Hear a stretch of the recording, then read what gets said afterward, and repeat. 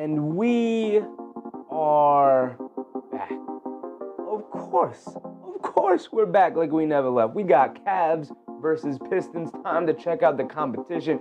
Should be an excellent game here tonight, so let's get it started.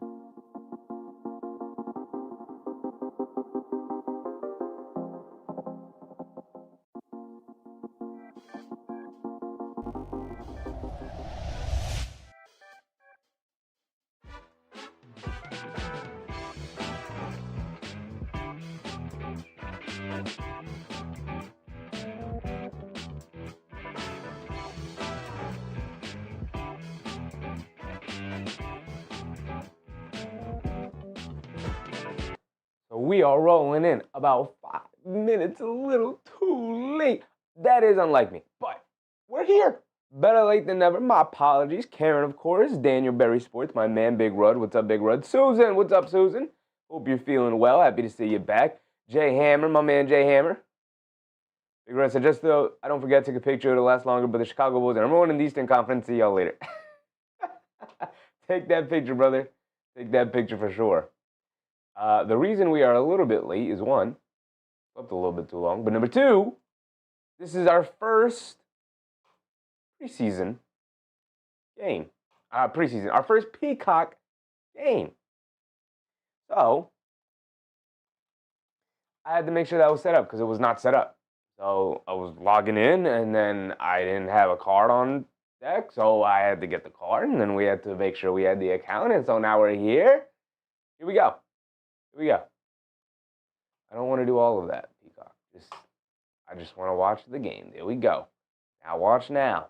There we go. We're in. We're down. We're ready to go. It's popping, everybody. Here we go. And, of course, we are going to start off with the Cleveland Cavaliers, who are the away team here today. So we're going to start off with Donovan Mitchell, of course, as we usually do. We're going to start from the top, go down to the bottom of the rotation. Donovan Mitchell, last season, 24 points per game, 4.5 rebounds per game, 5 assists per game. A very egalitarian game for the Cleveland Cavaliers in the first season of Kenny Atkinson last year, and it was a very successful season. They won over 60 games. They started the year 15-0, and they were very good.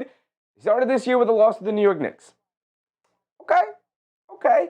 Donovan Mitchell is at his best when he's moving the ball and trusting his teammates, which is exactly how they played the regular season last year. But as the season went on, and injuries piled up, and the pressure started to build, and the playoffs started, and all of a sudden Donovan Mitchell felt like he found himself out on a sideline, or out on an island.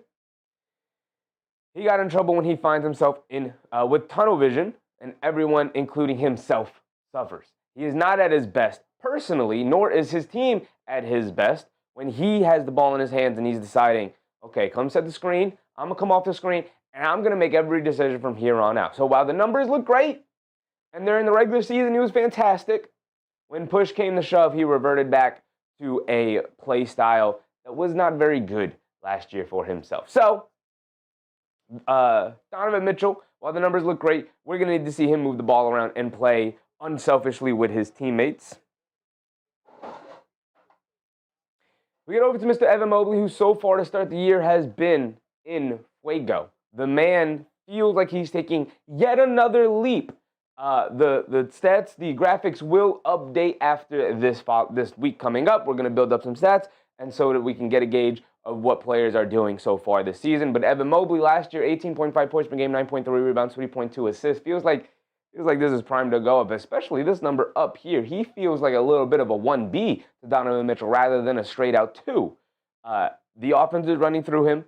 They are obviously have it in their heads. They are going to run the offense through Evan Mobley a lot more often. 55.7% from the field, 72.5% from the free throw line, and 37% from three-point range for Evan Mobley last year. And this year, he's coming out firing away.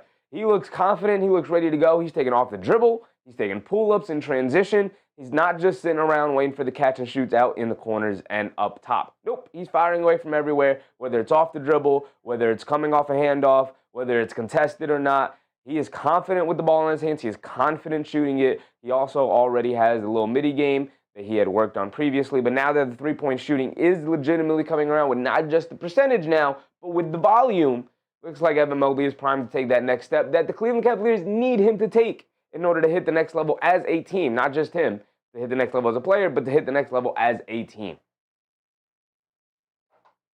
We get over to Darius Garland, who's still out with injury, unfortunately. He is the best creator for this team.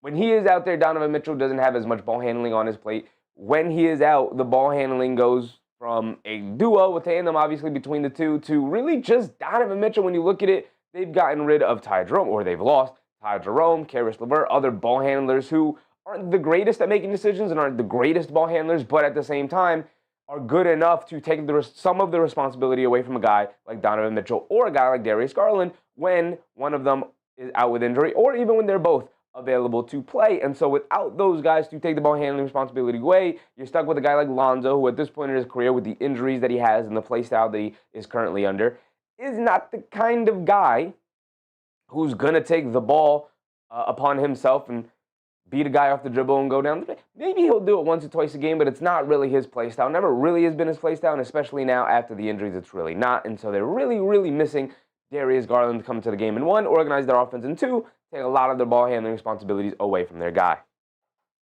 We get over to Jared Allen, and he had a pretty miserable opening night game, a very disappointing opening night game against the New York Knicks, but that may just be a Jared Allen versus the New York Knicks kind of situation, because the very next night when they played the Nets, and granted it was the Nets, he played significantly better. Now he will be up against another formidable front line here against the Detroit Pistons with a very physical, very mean, very good rebounding team of the Detroit Pistons. You got Stewart, you got Duren, you got other guys coming off the bench. Even Harris has gotten pretty good as a rebounder and battling underneath, playing here with the Detroit Pistons. But we'll go over Detroit in a second. Next will be 2026 champs, Justice's dad. What's poppin', my guys? Little Caesars Arena, Detroit. You already know. You already know. We get over to DeAndre Hunter, who missed the opening night game, but has come back. He was in the running for Sixth Man of the Year last year when he initially went over to the Cavs. It is kind of like he fit like a glove. One of their better perimeter defenders. One of the guys who can take some of the scoring responsibility from the perimeter away from Mitchell while Garland is recovering with an injury. And they're also still without Strus, I believe. But DeAndre Hunter has returned 40% from the field, from three-point range last year, 47% from the field. Pretty efficient, very good. Give me the ball in the mid-range. Give me the ball on the three-point line. Very good catch-and-shoot shooter. Pretty decent defender. Big, 6'8", long wingspan, good strength. Can utilize his size to stay in front of guys. He doesn't necessarily slide his feet all that well and isn't the greatest off-ball defender, but he's good enough as an off-ball defender. He's good enough as an on-ball defender. It makes him very valuable, not just as a 3-and-D guy coming off the bench as a sixth man, but as a guy who can reliably get buckets, as he averaged 17 points per game last year. Doesn't do a whole lot of everything else, but he does enough. And especially with scoring output, it's exactly kind of what Cleveland wants to see from him coming off the bench. They'd like to see a little bit more in the other aspects of the game, but 17 points per game is very valuable for them. Max Strus is not going to be available for the Cavaliers tonight. He is their spacer, their three guy who you run off a million actions and see if you could get him open for a three. Not only that, though, he is more than just a three-point shooter. He's a pretty solid defender. Like DeAndre Hunter, he's not going to be in the running for any kind of defensive awards. He's just solid, does his job well enough, right? He's also a pretty good help side defender as well, coming over from Miami, and that's something that they definitely prioritize. Max Strus is also pretty good at attacking a closeout, so you can't close out too hard on him, because he will put the ball on the floor, attack the rim, and either get a finish or spray it out to his teammates and keep the ball movement. Very smart basketball player last season with the Cleveland Cavaliers in his first season away from Miami, 9.4 points, 4.3 rebounds, 3.2 assists, and that's pretty good. Exactly what they kind of need down there in Cleveland. The three-point shooting, 38.6%, is really good for the quality of looks he gets. We know teams are closing out hard on him. They're not going to allow him to get open looks, and so shooting that percentage on the quality of looks he gets, at the difficulty of looks that he gets, is a pretty good number for a guy like Max Strus. We know he's a dangerous shooter, because once he gets it going, kind of beats you all by himself. He's one of those level of shooters. We get over to Mr. Lonzo Ball, the star of the offseason acquisitions for the Cleveland Cavaliers. With no Ty Jerome, they needed to find a new backup point guard, and they went the opposite direction that Ty Jerome brought them. They went to a 3-and-D guy. Ty Jerome was an offensive engine, a three-point shooter, but had the ball in his hands, attacked, got the offense organized and whatnot. Lonzo Ball, he's going to have the ball in his hands a bit, but he's more at this point in his career an off guard needing to play alongside another ball handler, similar to the Knicks with Deuce McBride. Kind of a souped up Deuce McBride at 6'6". He's also an incredible passer, although the assist numbers don't necessarily show it because obviously these are limited statistics that came from Lonzo Ball last year coming back from the injury. And that's another thing about Lonzo coming back from a 2-year hiatus, having to deal with injury after injury after injury. Lonzo's here trying to reemerge in the NBA here with the Cleveland Cavaliers, who are obviously looking to compete for a championship. Lonzo's going to play an integral part of that, but with his inability to really get downhill and an inconsistent shot, as of right now, I do believe in the jump shot, but he's going to need to prove a lot. He is also a playmaker defensively, 1.3 steals, 1.5 blocks off the bench. Doesn't turn the ball over that much. He's a high IQ basketball player, both offensively and defensively, but you're going to have to give him time in order to acclimate with the full team. Has yet to play with a guy like Darius Garland and Max Strus, so we're going to see the full team and what it looks like for Lonzo Ball when those guys get back healthy. Just as Dad said, DeAndre Hunter scored 16 points after missing the first 2 games with a knee contusion. Yes, and he will be also available tonight. So he's looking to just literally get right back on the horse and hopefully be in the running for 6th man of the year this year for the Cavs. We get over to Dean Wade off the bench for them. Dean Wade, the stats are not going to blow you away at any point, but he's one of their best, if not their best, perimeter defender, one of their best defenders overall at 6'9". He's going to essentially play the power forward position. May even at some points go a little bit small with him and Larry Nance Jr. In together. Neither of them are necessarily rim protectors, but pretty good on-ball defenders and pretty good help side defenders, so should be enough to cover up any of the misgivings that that lineup will give. But Dean Wade is a good defender and is essentially a stretch big, shooting 36% from three-point range. And coming off the bench, those guys are invaluable to teams looking to compete for a championship. Speaking of the other big man coming off the bench for the Cleveland Cavaliers, Larry Nance Jr., who, it's 6'8", long wingspan. We know what Larry Nance Jr. is. He's been in the league for what feels like forever at this point. Last year, 8.5 points, 4.3 rebounds, 1.6 assists. Not going to blow you away like Dean Wade with any of the stats, but he's just solid. He's also changed his game up. He used to be a high flyer, going to the rim, was a pick-and-roll rim running guy.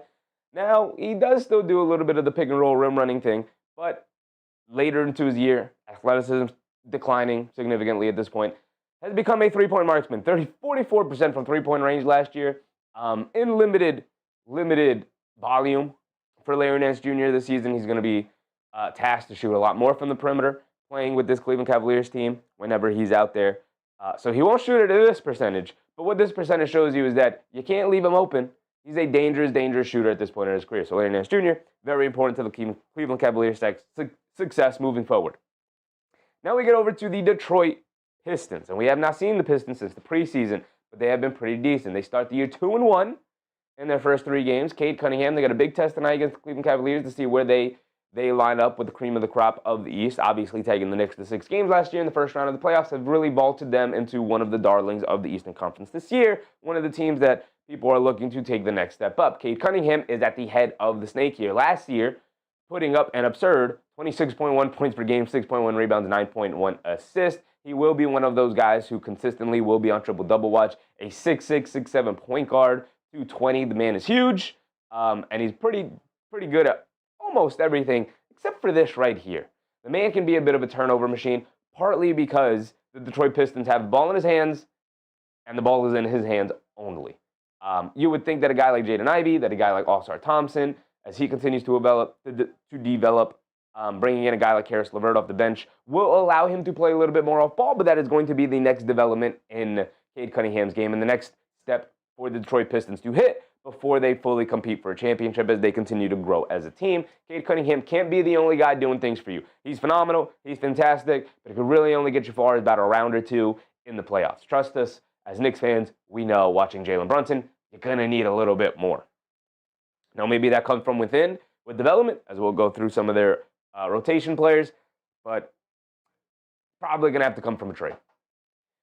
You get over to Jalen Duren, who is, to me, in my mind, second in the pecking order to Cade Cunningham. He, to me, even though the numbers won't show it in comparison to his teammates, I think is the second most important Detroit Piston on this team. He's the center, the big man, the man in the middle, the guy who will direct and lead the defense. Last year, 11.8 points per game, 10.3 rebounds, about 3 assists a game, 1.7 turnovers. He's not a spacer, a traditional rim-running big, and boy, oh boy, does he do that fantastically. 70% from the field, 66.67% from the foul line, which is okay. For big men, I want it to be around 70. They're at 60. He's at 67.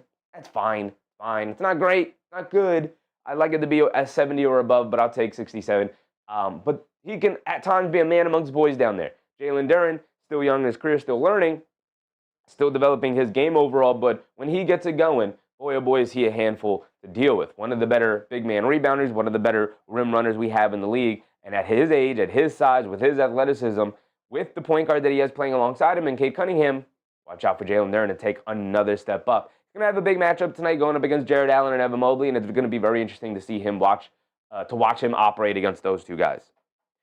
You get over to Ausar Thompson, the twin brother of Amen Thompson, and we all know how we feel about Amen Thompson. It feels like Amen Thompson is the next guy up. We feel like Amen Thompson is going to be the player who makes the next leap, the next superstar leap. The athleticism is unreal. The potential is untapped. All of the things.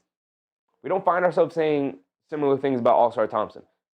But we should be saying similar things about Ausar Thompson. Last year, 10.1 points per game, 5.1 rebounds per game, 2.3 assists per game. Unfortunately, Ausar Thompson last season did deal with a health injury. I believe it was a blood clot, similar to what, maybe it was a heart issue. But it was something that kept him out of the game where he was healthy in terms of he didn't hurt anything physically. He didn't sprain an ankle. He didn't break a bone. He didn't do anything like that. It was something internal that kept him outside of the court for a while. K Hazy, what's up, K Hazy?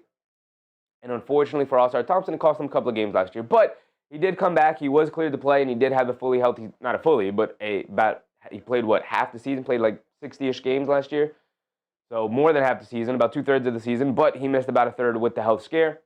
But he is back like he never left. And just like his brother, the biggest part of his game he needs to improve is this number right here, the three-point shooting.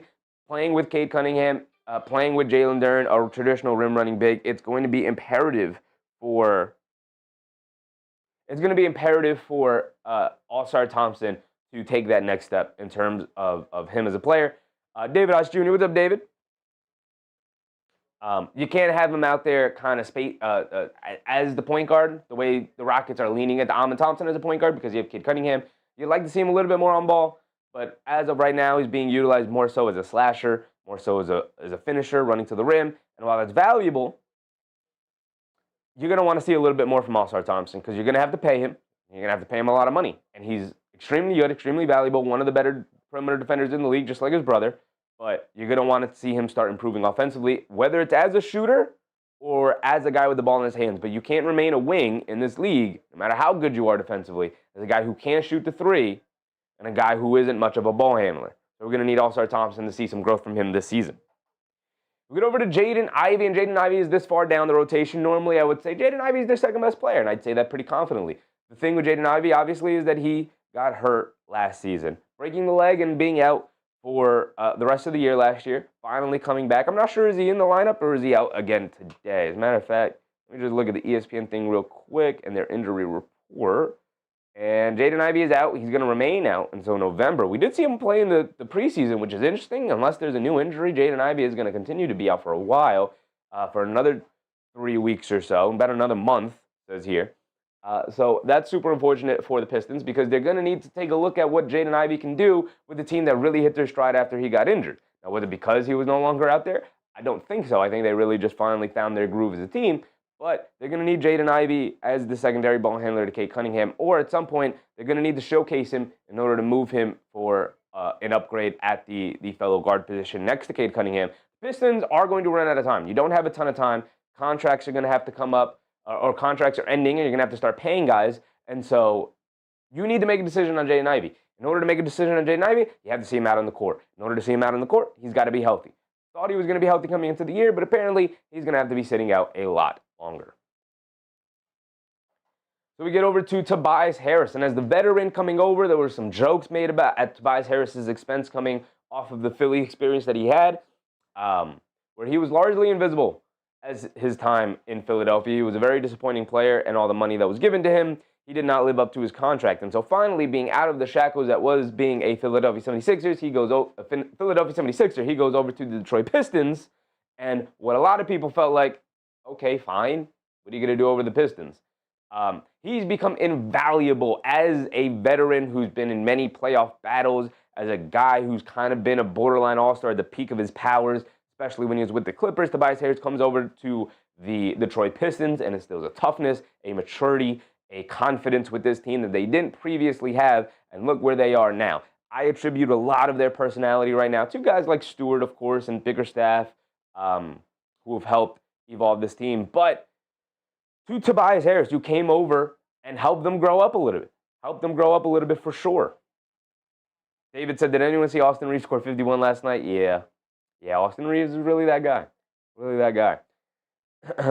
Last season, in his first season away from Philly in a while, and his first with the Detroit Pistons, almost 14 a game, 6 rebounds. He will be getting the start at power forward alongside Jalen Duren, but you will see him all over the court for this Detroit Pistons team. Invaluable player. Obviously, has spread out his game to three-point line. Not the most consistent three-point shooter, but good enough to spread the court as a power forward. And he does have respect around the league as a shooter. So even though the percentage isn't necessarily where you want it to be, it's below average.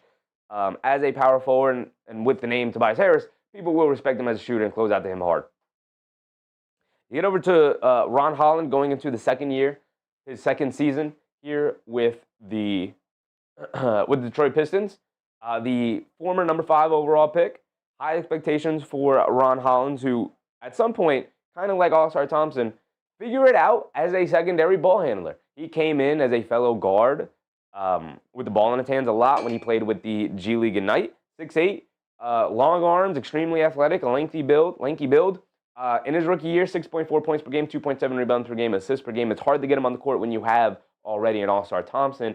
And they struggle with the exact same thing. You can't be a 23.8 three-point shooter in this league. But there are high hopes that Ron Holland will continue to improve as a shooter, and he will continue to improve as a ball handler, so he'll be able to play alongside Cade Cunningham a lot more often, alongside even a guy like Ausar Thompson. But you have Tobias Harris, who is a below-average three-point shooter, even if slightly. Jalen Duren, who doesn't shoot threes. Ausar Thompson, who is not a three-point shooter. Ron Holland, who is not a three-point shooter, out there altogether. It's going to really, really, really hurt your spacing long-term. And so, obviously, the Pistons have valued rebounding and defense, and they will figure out the spacing as the guys get older and figure out their three-point shooting. But, like I said previously, these guys are going to get older. Contracts are going to come up, and you're going to have to start paying people. And at that point, you're going to really start needing them to develop as perimeter players. Defense and rebounding can only get you so far in the NBA. And so they're really relying on Ron Holland shooting. They're going to really rely on Ausar Thompson shooting to continue to develop. David House Jr. said the season, you just can't punch Knicks tickets to a finals. A lot of good teams. Tomorrow's going to be tough. Yep. A lot of good teams. Look, the dream of the Knicks going 82-0 is over. But the dream of them going 81-1 is still alive. We get over to Isaiah Stewart off the bench for the Detroit Pistons. 6 points per game, 5.5 rebounds per game, 1.7 assists per game. Although the way he has started the year this year, he's looking very, very good, very healthy, very solid, very much willing and ready to go. He has continued to improve his three-point shooting.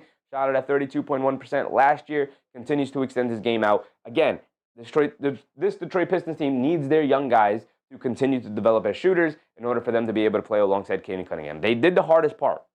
The hardest part is finding your cornerstone guy. They had the number 1 overall pick. They used it on Cade Cunningham. Very much, obviously, they should have. And it's worked out fantastically. Cade Cunningham is the guy. I believe, and I'm sure a lot of people also believe, Cade Cunningham can be the best player on a championship contending team. And so you have Cade here, and you need to build around him properly. In order to build around him properly, you're going to need to surround him with shooting. And having guys like Ausar Thompson is great. Having guys like Ron Holland is great. Isaiah Stewart, Jalen Duren is great. But majority of those guys are going to need to continue to improve as shooters. It's just not going to be good enough overall in the long term. Claude, what's up, Claude? Let's have a good game. Yes, sir.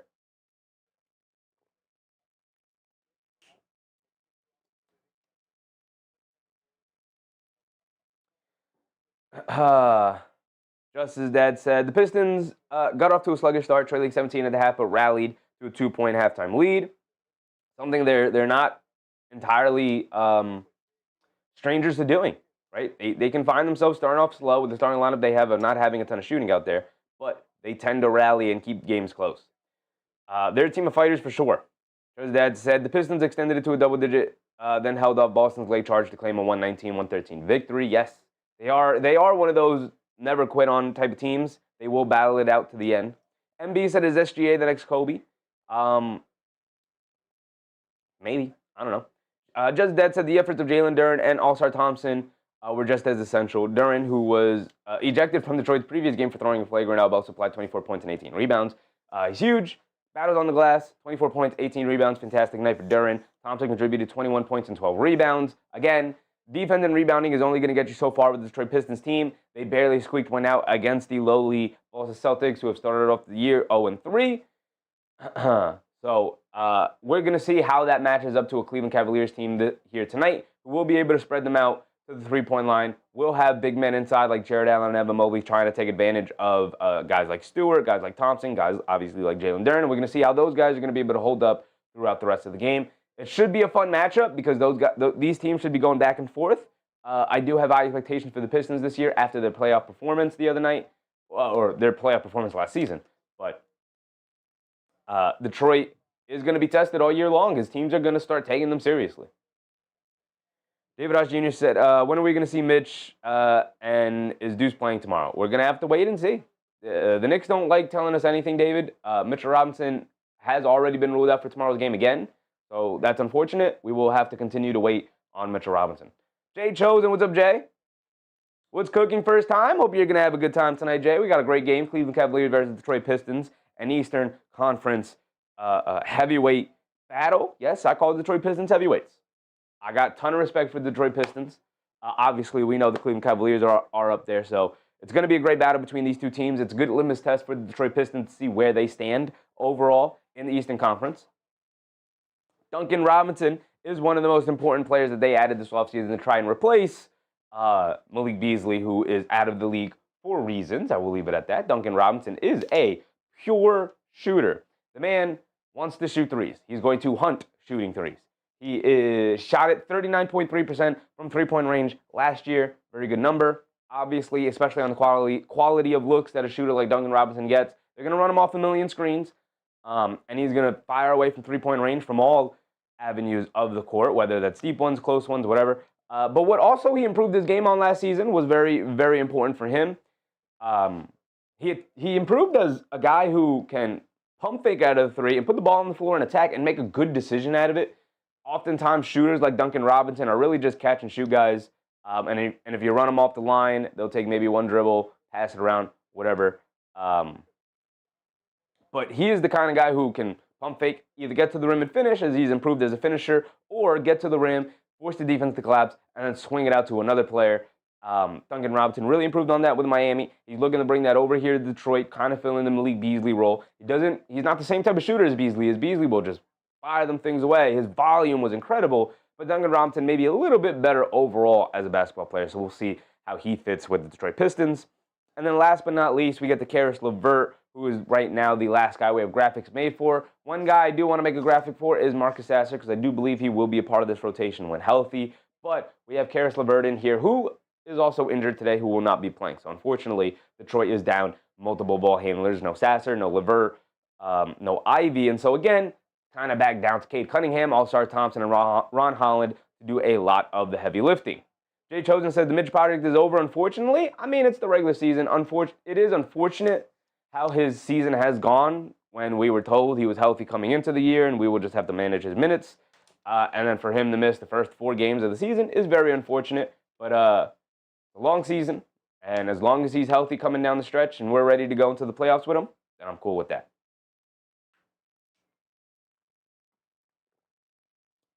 But that is going to wrap it up for our pre-game graphic session. OMG T1, what's up, OMG? Appreciate you. Let's get ourselves situated. We are sitting at 7:09, so we should be tipping it off any moment here. Our first Peacock game. This game is only on Peacock, only on the streaming service Peacock. Christopher Baskerville, what's up, Chris? Just locked in my bets trying to get this money. Yes, sir, Chris. Yes, sir. We will keep an eye on them for you, my brother. But this is the first Peacock game we have of the season here on the Sheffy Show. We had an NBC game. We had an NBA Prime game. What else? We had an ESPN game. here tonight is the first Peacock game. Again, we've talked about all the multiple streaming services you are forced to have now just to watch NBA basketball. And so here we are here tonight for our first Peacock game. Part of the reason why we were late today setting everything up was I forgot to set up the Peacock account. So I had to set it up real quick before I hit the live button. So I apologize for that. OMG said, I'm expecting a big game from Cade today. He should have a big game today.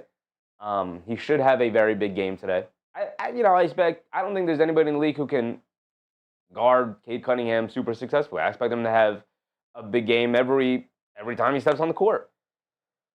The guy who's going to the other guy who's going to need to have a big game here today for the Detroit Pistons if they want to beat the Cleveland Cavaliers, Jalen Duren and Isaiah Stewart are going to need to really battle inside against Mobley and Allen, who didn't get necessarily embarrassed earlier in the year. Allen did in that opening night game against the Knicks. Mobley, not so much. He's been pretty good. Like we talked about, he's inching closer to, he's probably more so a 1B to Mitchell than a straight up 2, the way he was last year. So he's ready to go tonight. Chris said no Lonzo tonight, unfortunately for the Cleveland Cavaliers. That is a big loss. He would have been one of their go-to defenders for Cade Cunningham. So Cade is going to have a very big night here tonight. Not a ton of defensive options for Cade Cunningham. They're probably going to have DeAndre Hunter on him, and we're going to see how that goes.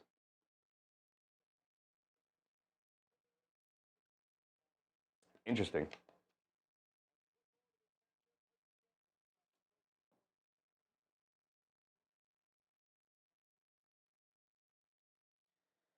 Susan said, okay, I'm going to keep it real. Tomorrow when the Knicks play, if Jordan Clarkson doesn't improve, he gets the Jordan Invisible Clarkson title. Come on, Susan. I get it. But, similar with Mikal Bridges last year, let's just give him some time to get acclimated with the team. I get the frustrations with him. I'm frustrated with him. I've never been a super big fan of Jordan Clarkson, but definitely, he was, 2 for 12 the other night, 2 for 11, 2 for 12. So I'm going to need him to improve. I am going to need him to improve, unfortunately. Especially with Deuce McBride out against Miami, you needed him to step up, and he was not able to do it. I got my sneaky suspicions that those guys were out on the town in Miami. You don't get to Miami for the weekend, play a Sunday afternoon, late afternoon game, and not go out and spend some time out on South Beach. So I got my sneaky suspicions that was maybe a bit of a schedule loss, right? Even though it's early in the year, it's a bit of a schedule loss getting to Miami at the time they did, having the free time that they had, having a late afternoon game on a Sunday. I'm just saying. Warren, Washington, Cleveland. We got Cleveland tonight, Warren. Cleveland should win it. They are, going to be vying for the number 1 seed. Maybe Detroit is throwing their hat in the ring of competing for that number 1 seed with Cleveland and New York. Because right now, it's a bit of a 2-man race with Cleveland, Atlanta, Orlando on the outside looking in. Karen reminding people the thumbs up. Appreciate you, Karen. Appreciate you. Here we go. Getting ready for the tip-off. Savage Life, do you think they score? I think both teams will eventually score some points. Yes, Savage Life, yes. I do expect both teams to eventually score some points. Over 57 in the first quarter from both sides. That's at least 28 from each team. Yeah, should be. It's more of a defensive battle. So we're going to have to feel out this first quarter, see how both teams are playing it off. But here we go, start of the first quarter. Cleveland wins the tip. They throw a lob inside to Jared Allen, and he gets an easy dunk off the nice lob pass from DeAndre Hunter. That's one way to start, y'all. That's one way to start for sure. Here comes Thompson bringing it down. He has it up top. Being guarded by Mobley, over to Cade, back to Thompson, attacking Mobley off the bounce, leans in, goes up off glass, can't get it to go, fight for the rebound. No, he tipped it up and in. Ausar Thompson. Or maybe Jalen Duren got his fingertips on it. Either way, it's tied at 2. Over to Merrill. Merrill up top to Mobley, down low to Allen, and gets swallowed up and fouled by Jalen Duren. It's going to send Jared Allen to the foul line for 2 free throws after coming off to a very passive start to the year. Jared Allen has continued to improve his motor and his aggressiveness here, scoring the first lob pass off the screen from DeAndre Hunter, and now finding himself to the foul line after a really good, really strong seal under the rim. Just that's an inactive. Lonzo, Max Strus, Darius Garland, and Naquan Tomlin. Well, we knew Max Strus and Darius Garland would continue to be out as Jared Allen knocked down the first free throw.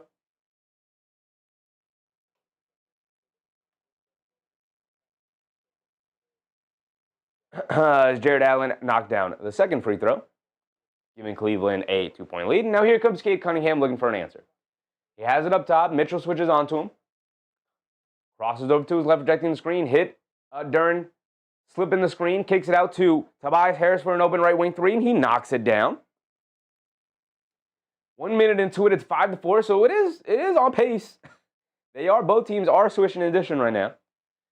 Mitchell has it up top, attacking Thompson off the bounce, crosses over, coming to his left, kicks it out to Hunter. Hunter, they go under the screen. He fires away from three, comes up short, long rebound, finds its way out of bounds. It's going to go back to Detroit here.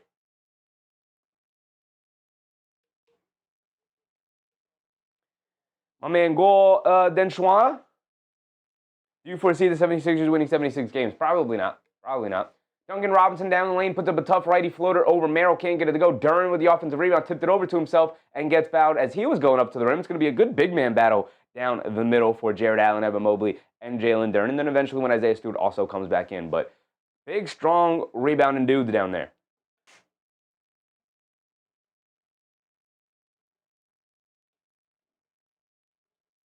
David said Pacers signing slam dunk champion Mac McClung to a 2-year deal. 2-year deal is pretty interesting. I mean, okay. Let's see how it goes. He's never been the kind of guy.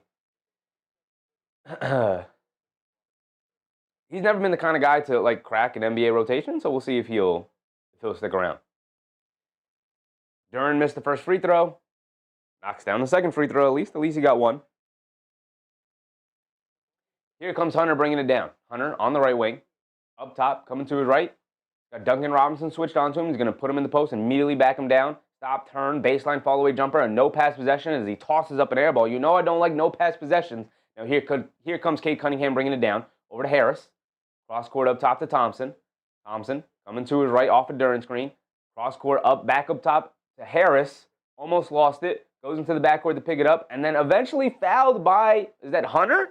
Terrible foul by DeAndre Hunter as they forced him to have to go retrieve the ball out by the half-court line. Not a good start for DeAndre Hunter here tonight.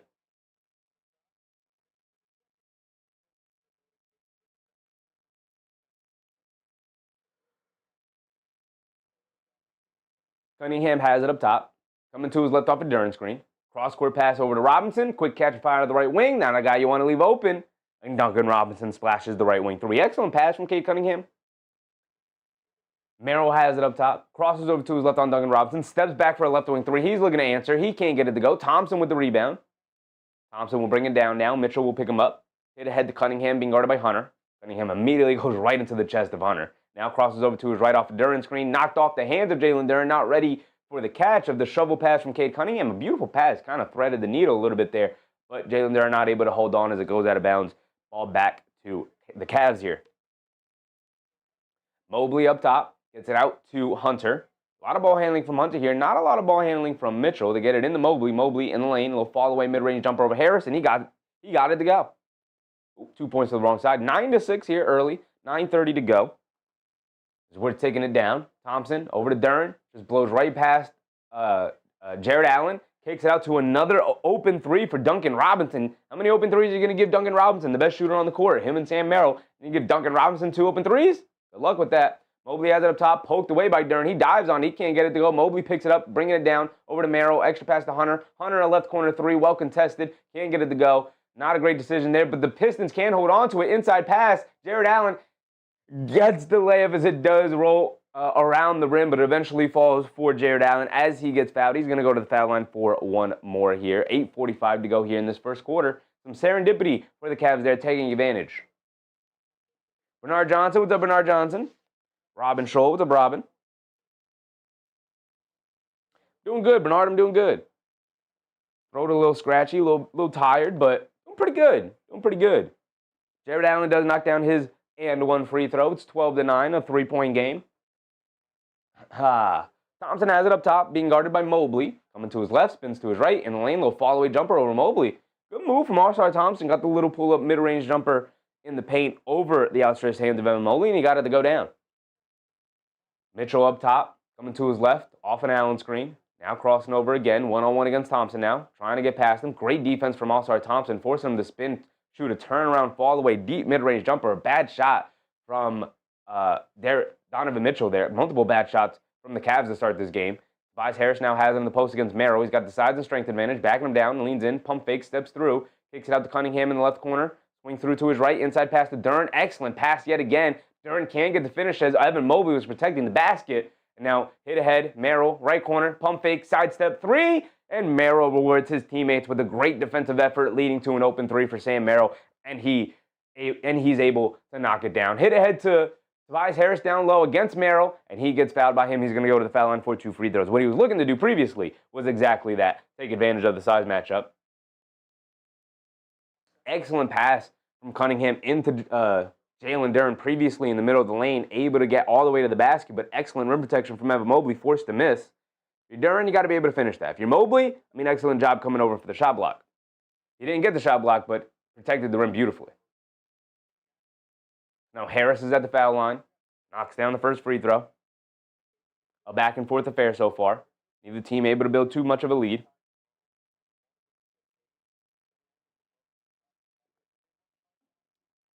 Pine Cone Bliss. What's up, Pine Cone Bliss? Heat Nation. Riding high, Heat Nation, coming off a big old victory against the Knicks. Harris knocks down both free throws. Robin Schroeder, Robin. Under 8 minutes to go here, about 7:30 to go. Hunter has it on the left wing, being guarded by Cunningham. Driving it down, has it in the post against Duncan Robinson. Sprays it out. Donovan Mitchell, an open corner three. You don't want to give Donovan Mitchell open looks. Ausar Thompson took his eyes off him for just 1 second as he jumped the passing lane, and Mitchell makes him pay. They do call it a long two. He had his toe on the line on the right corner there, so no three-pointer for Mitchell. Gets the long two to go down. To get over to Harris behind a Duncan Robinson screen. He can't get the three to go. Jared Allen with a good rebound. Quick outlet to Mitchell. Hunter shot out of a cannon. Bounce pass to Mitchell, who can't hold on to it, and he's out of bounds. Just another silly, sloppy turnover for the Cavs there. Mitchell tried to save it. He couldn't get to it in time. Wall Denshawa? Ty the Gemini. What's up, Ty? Duncan Robinson may have cracked top 20 all-time NBA. All right, brother. Approaching the halfway point here as we're getting closer to the 6-minute mark. Cunningham down the lane, scoop blade with the right hand. He can't get it to go. Great rim protection yet again, this time from Jared Allen. Mitchell, a pull-up three on the left wing in transition. Comes up short. Jared Allen, the offensive rebound, and he eventually gets fouled, I believe, by either Duncan Robinson or Cade Cunningham, who were both there. I think they're going to call it on they call it on Tobias Harris. That's a weird call, okay. But the Pistons are going to take a full time out here with 6:49 exactly to go here in the first quarter. Again, a back and forth affair, 16-14. It should be a battle all night long between these two teams. I wouldn't necessarily call them evenly matched, but they are very, very close. The Pistons are obviously trying to punch their way to the top of the Eastern Conference. The Cavs are at the top of the Eastern Conference, trying to keep people off their heels.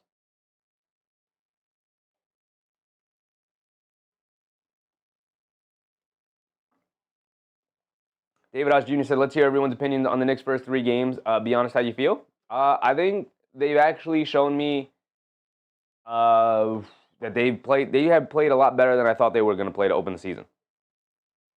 I've told you guys multiple times through preseason, through summer league, since the Mike Brown hire, that it's going to be a rough start to the year. For the first month, it's going to be very inconsistent play, very inconsistent shooting as they get comfortable to, as they get more acclimated to where the shots are going to come from, how quickly they're going to get the shots, who's shooting the shots, what shots are considered good shots, what shots are considered bad shots, what shots do they want, what shots are they settling for, what can they get in the offense other than just settling for the three-point shots, which are good shots, but you don't want to rely on three-point shooting because then the variance can catch up with you. You need to find that nice balance of shooting enough threes but not shooting too many threes, right? And it's a balance they're going to have to figure out as the season goes on, right? It might help to have Mitchell Robinson back. Night like the other night, it's going to help to have Deuce McBride in the rotation. David Osh Jr. said 54 three-point shots are identity. Again, you're going to have to find a balance. There are going to be some nights where you probably take too many threes, especially early in the season here. They're figuring out, like I said, what's a good shot, what's the shot that we're settling for, what's the shot we want, what's the shot that we don't necessarily have to take right away, right? The offensive philosophy of Mike Brown is to hit ahead. Get down the court. We want to run. We want to try to generate easy transition threes. But in doing so, like when we saw it catch up with OG Anunoby last night, he took 12 threes of his 13 shot attempts. So he took one shot inside the three-point line. That's not necessarily OG Anunoby's game at this point in his career, right? He's 6'8", got broad shoulders. He can get down the lane. He can get easier baskets, and he settled for a lot of threes last night. So at what point are you settling for threes, and at one point are you just taking what the defense has given you, right? Majority of the threes they took were good, but when you take that many, you're opening yourself up to the variance of the three-point shooting that we saw take down the Boston Celtics during their playoff run. So as the season goes, the question for the Knicks is going to be finding the balance, right? That is what they're going to be looking for, finding the balance of the hit-ahead and settling for the three, and the hit-ahead and attacking a closeout and going to the rim. Ty, the Gemini, said, Cash should be touching the ball every time down the floor, get him involved around the free throw line. I'm sure they will work into it, for sure. Injuries, short training camp, all of the things have played into them not utilizing Cat in specific ways, but Mike Brown has said he hasn't installed any specific plays. They are still just running mostly sets. And so as the season goes on, we will find him in the high post more often. We started to see it even a little bit more the other night in Miami, but obviously not enough. And also him dealing with quad injury, I don't know if I want him playing that way right now. I don't know if I want him playing that way right now. I wish he would just sit down and heal the quad, but they might be waiting for Mitchell Robinson to get back. Here we go. Back here tonight. Mobley on the left wing up top to Merrill coming out of the timeout. Pump fake sidestep Merrill. One he just hit, and he continues to knock it down. Merrill's not the kind of guy you want to leave open. They are closing out hard on him, but Merrill with a good pump fake sidestep three there. Cade Cunningham bringing it down as the Cavs have taken the lead 17-16 here, approaching the halfway point here in the first quarter. Cunningham trying to direct some traffic. Good ball denial from the Cavs here. They get it over to Duren. High post, hands it back off to Cunningham. He's going to dance around the screen. Dean Wade guarding him now. Dean Wade got great size to match up with Cade. Did not matter as he went to his right along the baseline and knocked down a little lefty floater as he hit the floor looking for a foul call. Craig Porter is in the game being guarded by Thompson now. They're playing Craig Porter to just try and get some ball handling out there with no Lonzo here tonight. Mobley gets it out to Wade. Wade on the right wing. Up top to Mobley. Mobley a no hesitation straightaway three. Bounces off the front of the rim. Can't get the friendly bounce. And Thompson with the rebound. Quick outlet to Stewart, who bring it down. Stewart hands it back off to Thompson. Thompson travels with it. They say he caught the ball and then took 2 steps. Interesting. You don't normally see that travel called in the NBA, but they called it there. Blind Trey 313. What's up, Blind Trey?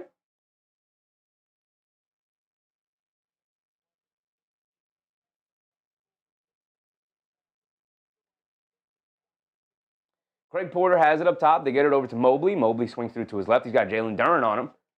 Mobley's going to drive it down. Stop, turn, slip. Kick it out to Hunter. Hunter driving past the closeout. Puts up a tough floater. Gets it to go over Duren there. And both these teams going back and forth now, 19-18. Both trading leads constantly now.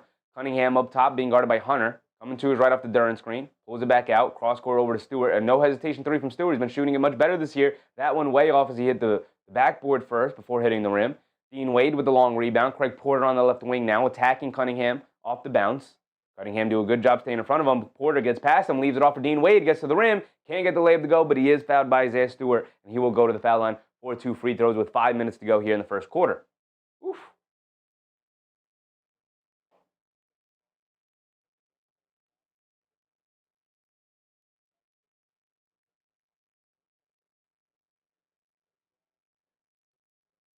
Jalen Tyson is in the lineup right now for the Cavs. They have DeAndre Hunter, Evan Mobley, Dean Wade, Jalen Tyson, and Craig Porter Jr.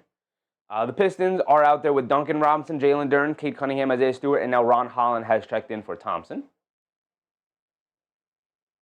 Dean Wade misses 2 free throws. Can't be missing free throws, Dean Wade. What are you doing, brother? What are you doing? Cunningham on the right wing. Quickly looking to attack. Bounce pass to Stewart. Gets to the rim. Gets blocked by Mobley. Great block from Mobley coming over. And now here comes Hunter bringing it down. Hit ahead to Dean Wade. Dean Wade back to Hunter. Hunter, a left wing three. He had a good look at it. Couldn't knock it down. Now here comes Stewart bringing it down. Mobley's going to pick him up. Trying to feed it down low to Duren. He's got the sides advantage being guarded by Hunter. Spins off of him to the rim. Gets the nice little layup to go. He's got a nice soft touch around the basket. As the Pistons retake the lead, 20-19, 4:30 to go. Mobley shoves it over to Tyson, out to Hunter. Hunter, another left wing three. This time he finally gets one to go down. Can't expect him to miss all night long. Now here comes Duren. Duren up top coming to his right off a good Duncan Robinson screen. Kicks it out to Cunningham. He's going to pump fake, go along the baseline. Cross score over to Holland. Up top to Stewart. Stewart, they'll live with him shooting threes, but he makes them pay right there as he had so far this season. Significantly improving as a three-point shooter as his career is going on. Craig Porter on the right wing. Gets it over to Hunter. A lot of DeAndre Hunter so far here in the first quarter. Hunter, jab step, mid-range jumper. Comes up short. Stewart knocks the thought he was knocking the rebound over to his teammate, but knocked it right over to Craig Porter as he pulls it back out for the Cavs. Craig Porter up top, a dribble pull-up three over Holland. Too strong, can't get it to go. This time, Stewart makes sure he rips down a rebound with two hands. Z brings it down, and Mobley will pick him up. Stewart up top. Gets it over to Duren. Duren driving down to his right, blows right past Hunter. But they call a foul on Hunter. Foul on the floor, I believe.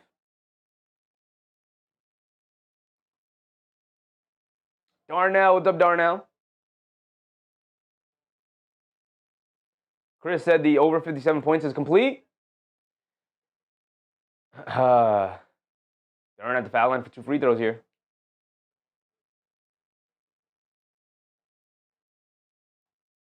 They're sitting at 45. They are not at 57, although they do have 3.5 remaining. Duren does knock down the first free throw, which is good for the over.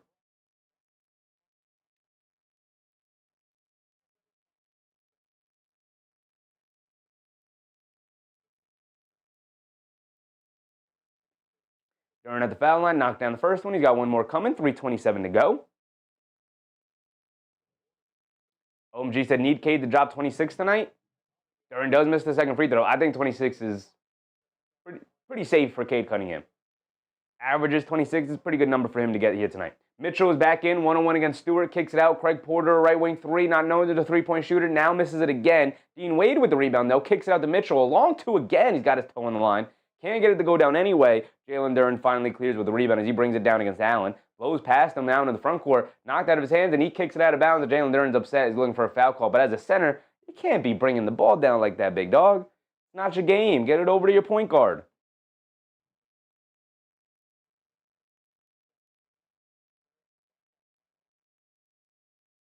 MB said, don't have the game. I'll be watching Thunder Mavs game. Thunder Mavs should still be a good game. Cooper Flag against that pressure is going to be fun to watch as he's starting to figure it out. Had a very good night the other night in Dallas's first win. Craig Porter has it on the left wing up top to Allen. Allen over the top pass to Mitchell, and he gets the lefty layup to go over Holland. Beautiful pass from Jared Allen over to Mitchell. Not something you necessarily see. You usually see that connection going the other way. Cunningham has it up top, being guarded by Tyson. They kick it out to an open Holland in the left corner. He can't get it to go, but that's because Cade Cunningham gets called for the charging foul, running right into Mitchell off of the pass. So we're going to get a timeout here from the Cleveland Cavaliers as we're tied up at 24 here. 24 apiece. Rob and Dr. Five? What's up, Rob? Y'all think Ausar Thompson's going to do something tonight? Do I think Ausar Thompson is going to have a good night tonight? I do. Well, he is going to be matched up with Mobley, I think, down the stretch, so we'll see.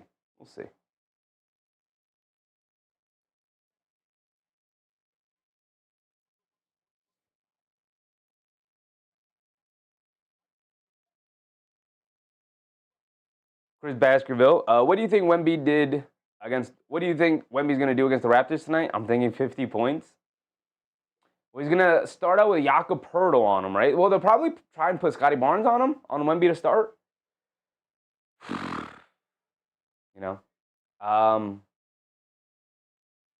don't think Wemby will go for 50 tonight. I actually think Toronto is pretty decent. Toronto's pretty decent so far to start the year. I wasn't very high on Toronto, but they've shown to be pretty decent, so I'm going to give them the respect they deserve. I mean, Wemby is like, he's coming for the MVP. Like, so he's the favorite. Obviously, we're only 3-4 games into the season, but he's the favorite. So he will put them in the torture chamber for sure. He will have another crazy stat line. He will have a bunch of crazy highlights because he will be primarily matched up with guys like Jakob Poeltl and Sandro Mamukelashvili coming off the bench alongside, as I'm sure Scotty Barnes will have time matched up with Wemby, but none of those guys can guard him. None of those guys are very good matchups for him. You know, Pirtle is extremely slow. He's the tallest player. You gotta have a nimble big man at this point. Gotta have a nimble big man just to throw on Wembanyama for a couple minutes here and there. Foong Pei, what's up, Foong Pei? In the grim darkness of the future, there's only Wemby. Yeah, man. We might officially have entered the Wembanyama era, right? So we obviously very famously have like the Jordan era, the Kobe era, the Shaq era, the LeBron era, the Curry era. Very famously, the NBA is defined by these like 5-year stretches. We might have just entered the Wembanyama era. We'll see how it plays out. Obviously, health is always going to be a factor. When you're that big, you always are going to wonder about the health and how he's going to hold up throughout his NBA career. Obviously, hoping for him to have a healthy career because he's an alien. We've never seen anything like him in the NBA. So hopefully he stays healthy and he continues to entertain us. But boy, oh boy, as somebody who's not a Spurs fan, having to watch him on the Spurs and hoping my team somehow beats him in the playoffs at some point is terrifying. It's terrifying. We might have entered the era of Wembanyama. We'll see how it plays out. Blind Trey reminding people to hit the like button, hit the thumbs up button. I very much appreciate you, Blind Trey. It is that thumbs up button down below, right below the video player. So I very much appreciate you, Blind Trey. Thank you for that, man. Thank you.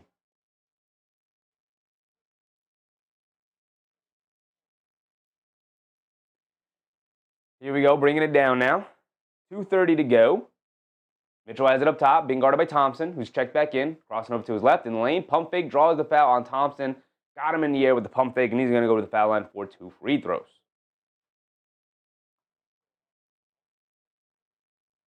Donna said, it's good to watch other teams. We have to watch and learn their weaknesses. Yes. Got to scout out the opponents. Part of the reason why we're watching this specific game here tonight, there's plenty of entertaining games going on here tonight. Like, we had the poll going up, but obviously, we want to keep an eye on the competition as Mitchell misses a free throw. A lot of missed free throws for the Cavs so far to start.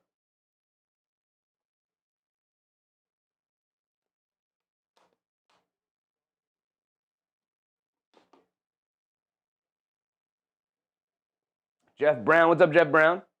Boom pace, Cheppy is right. MVP. I slapped you like, appreciate you, Boom Pay, appreciate you. Mitchell does knock down the second free throw at least. Oh, relax.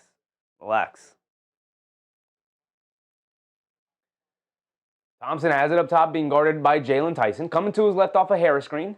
Now gets it over to Harris, rolling to the rim. Has it on the right wing. Has it along the baseline. Knocked out of his hands by Tyson and off of Harris's foot. And Tyson's hyped for the defensive stop there, as he should be. Good defensive stop from Jalen Tyson there. Giving the ball back to the Cavs here. Holding on to a 1-point lead. Mitchell bringing it down. Blows right past Stewart for the lefty layup, and he got it to go. Explosive move from Donovan Mitchell there. He tends to do every now and again. A timeout from the Detroit Pistons here. I want to talk a couple things over before they see Donovan Mitchell really explode here, as he's looking to take over right now. Putting his head down, getting to the rim. Second straight time he's gotten a positive play going to the basket. First time he got fouled and split the free throws, but this time blows past the defense, right past Isaiah Stewart, and gets the layup to go.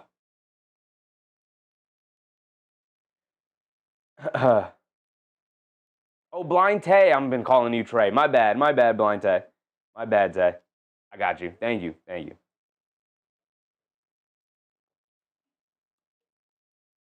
Pinecone Bliss said, nice, honesty. Honestly, the vibe is so much better here than the Heat Scoreboard channel than I normally tune into. I just like basketball, man. I'm just here watching basketball. So I hope you have a good time. I mean, I'm all about having a good time here, right? Like, we're all basketball fans first, and then obviously we have our allegiances to our team. But, you know, like the Heat beat up on my Knicks yesterday. It is what it is. You know, I had somebody in the comments after the stream, going to the comments, it was like, the Knicks suck. I was like, hey, man, see you in the playoffs. That's if you make it. Because the Knicks will be there.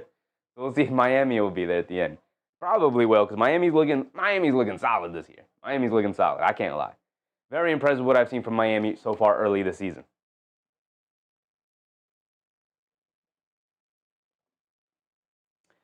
Just that, so Tobias Harris gets into the coaching post-career. You see a Sheffy, he leads the team huddles on timeouts. Yeah, I've been very impressed with his leadership and maturity on this Pistons team.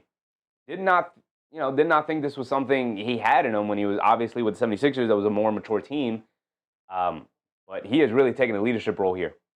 You can definitely see him becoming a coach for sure. Harris, fall-away jumper, can't get it to go. Tyson, good defense, good rebound yet again. Good defensive impact from Tyson coming into the game here to get it over to Wade. Pump fakes, drives it down, knocked out of his hands by Harris. Forces a turnover off of Dean Wade, so the ball's going to go back to the Pistons here. And here comes Nance Jr is in the game for the Pistons here.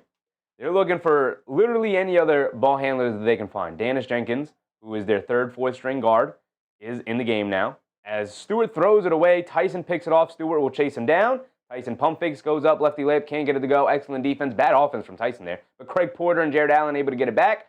Allen down the lane, gets the lefty layup to go, saving that possession there. And a 5-point lead is opened up for the Cleveland Cavaliers here with a little over a minute to go here in the first quarter. Javonte Green bringing it down, gets it over to Harris. Harris up top, being guarded by Wade. Coming to his left off the Stewart screen, hands it off to Jenkins. Jenkins coming to his right, curling across the perimeter. Down the lane, scoop layup. Can't get the floater to go over Allen. More good rim protection from the Cavs here.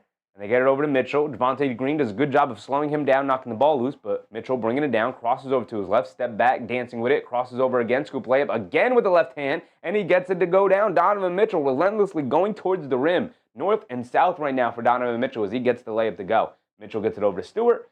Green gets it over to Stewart. Inside, Javonte Green can't get the layup to go. Craig Porter rips away a rebound. Javonte Green get a little too excited down low, and a 7-point lead is opened up for the Cavs here with the ability to bump it up to 9, bump it up to 10 possibly with a 3. Donovan Mitchell being guarded by Harris, waving off Jared Allen, said, I'm going to go one-on-one, I'm feeling it. Crosses over, step back, loses the handle, picks it back up, driving it down, mid-range jumper, draws the foul. Can't get the shot to go down, but he will go to the foul line for 2 free throws with 14.5 seconds remaining here in the first quarter.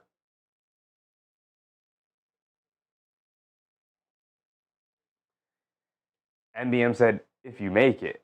I'm just speaking the truth. They have the Miami Heat have been a fixture of the play-in tournament the last couple of years since its inception. Now, they are going to have an opportunity with the weekend East here to make the top 6 this year. But we'll see how their season goes. They're still without Tyler Hero, so they have a ton of room to improve.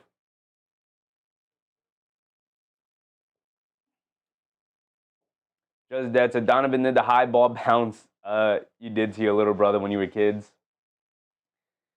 Yeah, he did kind of little bro Isaiah Stewart there for sure. Mitchell knocks down the first free throw. He's got one more coming. Trying to make it a 9-point lead. And a 9-point lead is opened up. Largest lead of the game. Nance Jr will bring it down against Tyson. 10 seconds to go.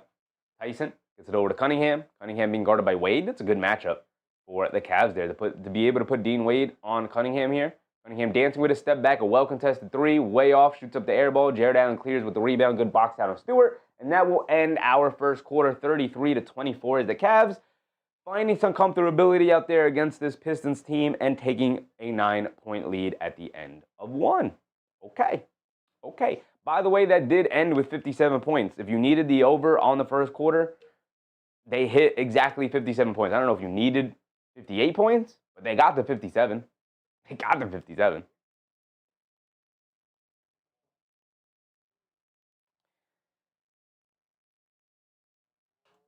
Right now, Donovan Mitchell and Jared Allen really leading the way. Also, DeAndre Hunter doing a lot of shooting, not a ton of making. So what happened to Lonzo? Lonzo is out tonight for whatever reason. He's not playing. Could be injury management.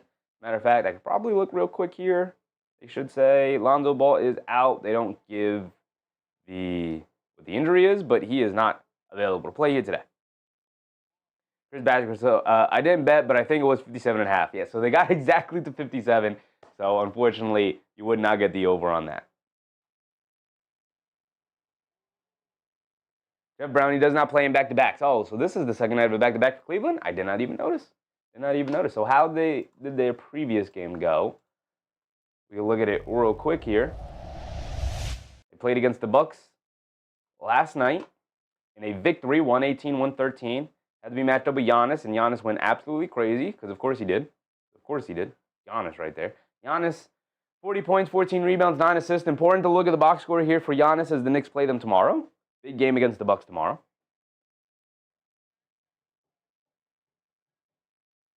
Karen said back-to-back for the Pistons also, so we should look at the Pistons box score as well.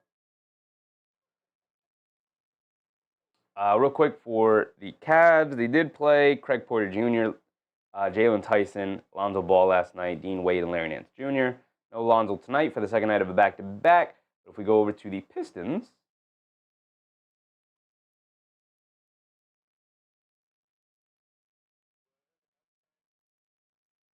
Almighty Alpha, what's up, Almighty? Happy to see you again. Someone said Ball got into a car accident on his way to the game. Come on, brother. He's just sitting out. I think we would have heard about that. You gonna make me go to Twitter and check it? Or are you just spreading lies, my brother? Please don't be the second thing. Not really something to joke about, my man.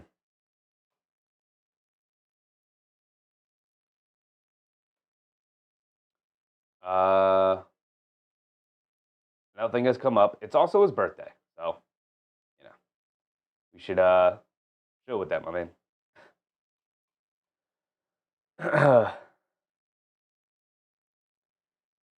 That said, hey fans, I had to do a double take a few years ago when I saw D Wade on the Cavs roster. Did you? I also had to do the double take just that when I saw D Wade. I thought, like, is he on the roster and they're just paying him? Because I know he's not playing for the Cavs again. I know that ain't happening.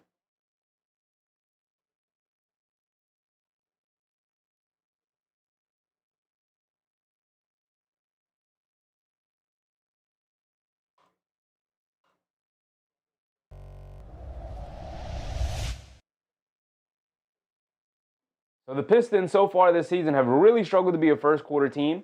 They're minus 35 in first quarters on the year overall. This is their fourth game, I believe. Yes, they're 2-1 on the season, so this is their fourth game. Here we go, start of the second quarter. Cunningham, mid-range pull-up jumper, comes up short. Fight for the loose ball rebound. Holland has it, gets blocked by Nance. Green can't get the putback, wide open under the basket. Can't be missing layups. So many missed layups here. Mitchell bounce pass to Tyson, lobs it up. Can't get it to go down on the little layup. Kind of a layup, kind of a lob to Mobley. Wasn't entirely sure what that was from Tyson. Not a very good finish there. And Holland down the lane gets fouled by Nance Jr. And I think they're going to stay in the act of shooting, so he should go to the foul line for 2 free throws here.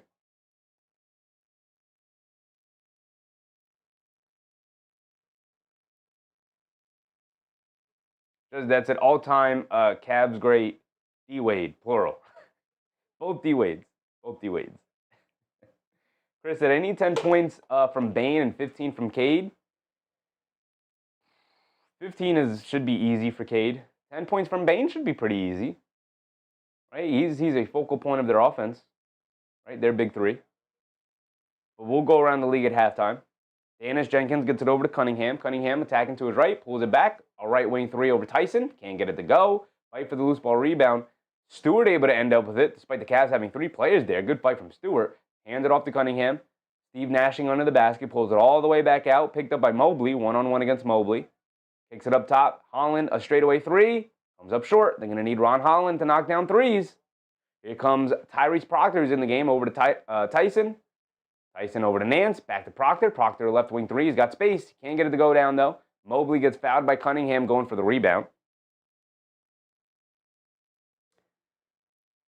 Tay Glock, what's up, Tay? I need 1 rebound from Hunter. You should be able to get one more rebound from Hunter. Right? That's not too much of an ask. You got a rebound from Hunter. Still early in the second quarter here.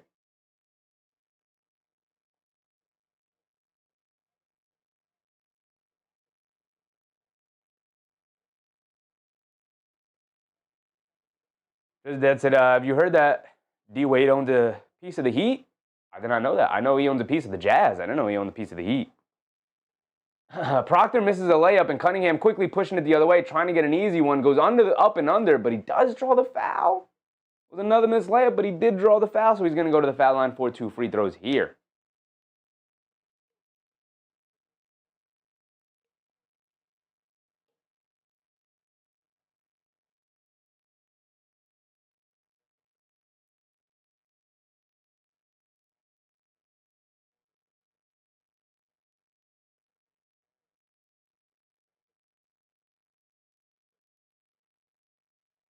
So Cade Cunningham's at the foul line for 2 free throws. Cade knocks down the first one. Oh, timer's still ticking. Cade knocks down the first one for the first points of the second quarter here.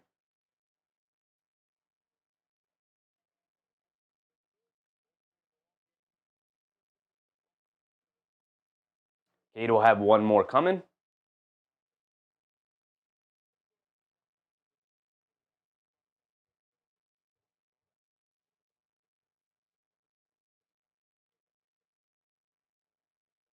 Cade knocks down both free throws, to be expected. Now here comes Donovan Mitchell with 10:40 to go here in the second quarter. Mitchell coming to his right. Kicks it over to Mobley. Mobley is straightaway three, no hesitation. They're going to dare him to shoot. Can't knock it down that time. Cade Cunningham with the rebound, pushing it the other way. Bounce pass to Stewart, but a kickball violation on the Cavs, so it'll remain with the Pistons. Can't remind people to thumbs up. If you're enjoying the show so far, go ahead, leave a like and hit the thumbs up button right below the video player. Not very much appreciated, y'all. The best way to show support is to hit the like button. Cunningham up top being chased by Tyson. Tried to hit the bounce pass yet again, and Tyson saw it coming. Mobley bounce pass ahead to Proctor. Proctor gets chased down, blocked by Cunningham, and now here comes Holland pushing it the other way. You got to go to the rim harder than that if you're Proctor. Great effort there from Cunningham to get the turnover back on a defensive play. Cunningham coming to his right off the screen, driving it down right into Nance, draws the foul. He's going to go to the foul line for 2 free throws. And Cunningham putting his head down, attacking. Oh, no, wait. They're going to call the offensive foul on Stewart, pushing Nance into Cunningham.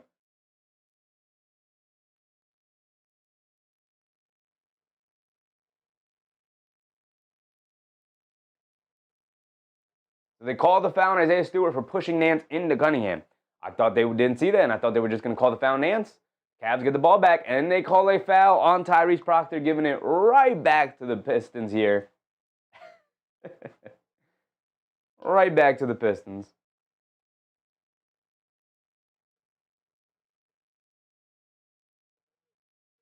(33-26), 10 minutes to go here in the second quarter.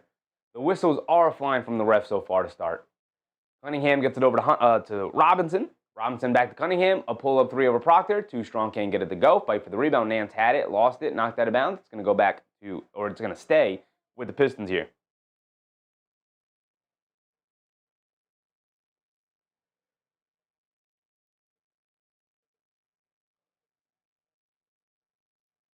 So the Pistons will inbound it under their own basket. Robinson throws it into Stewart. Stewart out to Cunningham. Cunningham dancing with it against Mitchell. They get it over to Robinson. Catches, pump fakes, driving it down. Flips it up towards Stewart's direction. Stewart under the rim, being guarded by Mobley. Gets blocked by Mobley. Gets it back. And a shot clock violation. Some more fantastic rim protection from Evan Mobley there. 9:30 to go here in the second quarter. Both teams really struggling to score right now. You're going to need Mobley or Mitchell to kind of just get things going.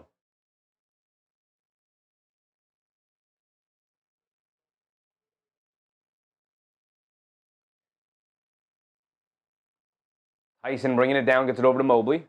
Coming to his left off the Mitchell screen. Dancing with it against Stewart. Stops, turns, spins. Righty hook over Stewart. Got it to go. Mobley getting active. Right? Just talked about, as I missed 2 points somewhere, just talked about you need Mobley and Mitchell to get it going here with both teams struggling to score. Stewart has it up top, loses the handle, hands it off to Holland. Holland being chased by Nance. Nance went for the steal. Holland settles for a floater. Can't get it to go. Nance with the rebound. And now Mitchell will bring it down. He has it up top, looking to quickly attack, loses the handle, picks it back up, pulls it back out, calm things down. Going to run a pick and roll with Nance. Now one-on-one against Holland. Dancing with it up top, crosses over, putting his head down, attacking, kicks it out to Tyson. Tyson can't get the shot off against Robinson. Out to Mobley. Mobley jab step coming to his left. He's got to chuck it up. Gets fouled by Holland. It's going to send Mobley to the foul line for 2 free throws with the shot clock winding down and Mobley fading out of bounds along the left baseline. Terrible shout. Terrible foul from Ron Holland. Terrible foul.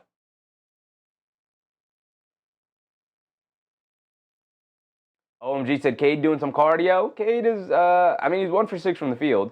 4 points, 2 rebounds, and an assist. I'm sure he'll pick it up as the game goes on. Okay, Hazy, bad foul. Terrible foul. Terrible foul.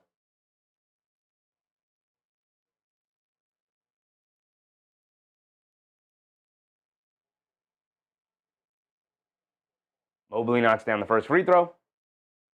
You played excellent defense the whole time. And then you let him off the hook by fouling him on a jump shot that he was just looking to chuck up with the shot clock winding down.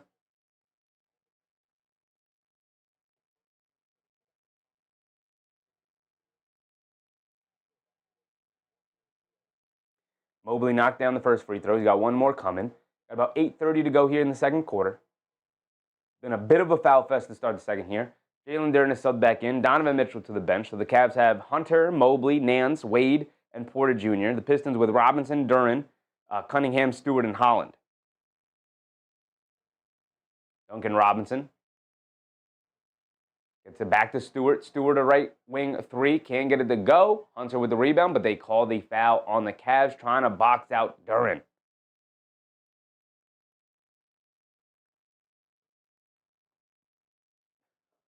37-26, an 11-point lead is opened up for the Cavs. A double-digit lead.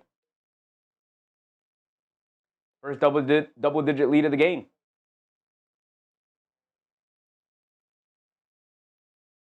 Robinson gets it into Duren by the half-court line, hands it off to Cunningham. Cunningham being guarded by Wade. Get it over to Robinson, a straightaway three. Off the back rim, can't get it to go. Hunter with the rebound. There's the rebound. Whoever needed a DeAndre Hunter rebound, he got it. Hunter has it up top, being guarded by Robinson. Dancing with it. Sprays it over to Wade. Wade, a left wing three. Gets it to go down. Big shot for Dean Wade. They needed somebody other than Mitchell and Mobley to get something going, and there goes Dean Wade, knocking down a big shot. Cunningham up top. Coming to his left, inside pass to Duren. Duren kicks it out to Holland. They're going to dare Holland to shoot. He doesn't want to shoot it. Gets to a mid-range pull-up jumper instead. Still comes up short on the jump shot. Hit ahead to DeAndre Hunter. Blows past Holland. Holland commits a dumb foul in the backcourt. Undisciplined game from the Pistons so far. He said, I needed that rebound. He got it. Keenan Hara, what's up, Keenan Hara? Edgecombe and Dylan Harper looking like studs so far. A lot of guys looking like studs. I mean, we know Cooper Flagg is the guy. Edgecombe looks like a guy. Dylan Harper looks like he's going to be a guy. Like, stacked draft. Even Trey Johnson. Is it Trey Johnson? Trey Johnson over on Washington looks fantastic. Con Knipple looks good for Charlotte. Mobley down the lane. A lot of contact. Draws the foul. He's going to go to the foul line for 2 free throws. Cavs now up 14. The ability to make it 16. Darnell reminded people with the like button. Appreciate you, Darnell. Appreciate you, man.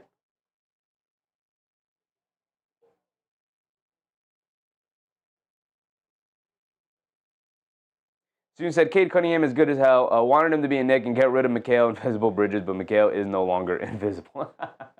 Yeah, I mean, Cade Cunningham's not going anywhere. Going to be a Piston for the next 10 years or so. Not going anywhere. Mobley knocks down the first free throw.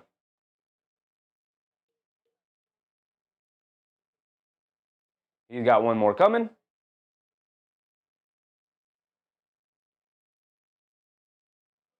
Mobley misses the second one, but Nance Jr. able to save the possession. Now Hunter driving it down off the offensive rebound, throws up a floater off glass. Way strong, can't get it to go. He's looking for a foul, he doesn't get it. Quick outlet to Cunningham. He's turning on the Jets, blowing past Porter Jr. all the way to the rim. Can't get the lefty layup to go as he continues to misfire. Now 1 for 7 from the floor for Cunningham. Craig Porter has it on the left wing. Up top to Mobley, sprays it over to Wade. Wade inside the Nance. He's got Duncan Robinson on him. Trying to bully ball his way into the basket. Finds his way under there, but smokes a layup, so he gives it right back. Cade Cunningham gave him a gift with the smoked layup, and then Larry Nance Jr. said, my bad, brother. Let me give you one back. Smoked the layup himself. Get it out to Robinson. Now over to Harris. Harris over to Thompson. Pistons with their starting lineup back out there. Duren up top. Fakes the handoff. Trying to get it over to Cunningham. Mishandles it. And another bad turnover. Very undisciplined game from the Pistons here. A 15-point lead is opened up for the Cavs, and they have the ball here. They get it over to Mobley. Mobley catches. Pump fakes. Being guarded by Duren. See, that's the respect Mobley has now garnered out by the three-point line, where they're closing out hard on Mobley. Mobley gets blocked by Duren, gets it back, goes up, gets fouled on the second attempt, and he's going to go back to the foul line. Again, more undisciplined basketball for Jalen Duren. Excellent defensive play in the first one, and then the second one just gets lazy and hacks away at Mobley. Stick the arm straight up and don't move. Mobley's already out of control. You let him off the hook by fouling him there. 6:22 to go here in the second quarter. 15-point lead for the Cavs with the opportunity to extend it to 17.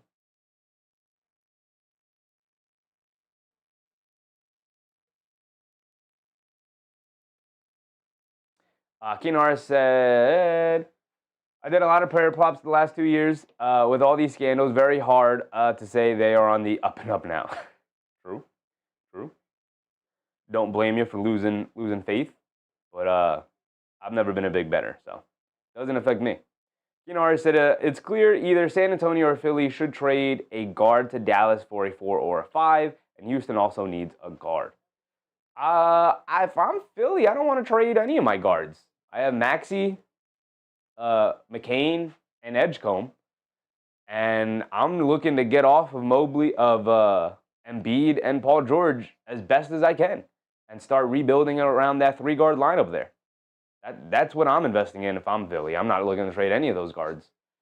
As for San Antonio, I mean, they do have De'Aaron Fox coming back from the injury, but why not just have Dylan Harper come off the bench for De'Aaron Fox this year and worry about the De'Aaron Fox in the offseason or next season if it doesn't really work out? Why rush it? Right? You have assets. No need to rush to make a decision on the assets. Leave them be. Dylan Harper's already coming off the bench. He's already talked about how he's ready and willing to come off the bench all season long, despite him being the 2nd overall pick. Have De'Aaron Fox be your starting point guard, he is an all-star level point guard. Have him be your starting point guard. You need some scoring help outside of Wemby, because Castle isn't super reliable in his 2nd year. Vassell isn't reliable as a perimeter shooter. So you need somebody to get downhill, and that's what Fox is going to be able to do for you. No need to rush it. No need to rush the process. Worry about it in the offseason and the next season. Unless they give you a Godfather offer because a team like Houston's looking to compete. But if a team like Houston's looking to compete, they're looking to compete directly with San Antonio. They're in the same division. Why would I trade De'Aaron Fox to the same division for Houston to compete for a championship? I'm looking to compete for a championship if I'm San Antonio, so.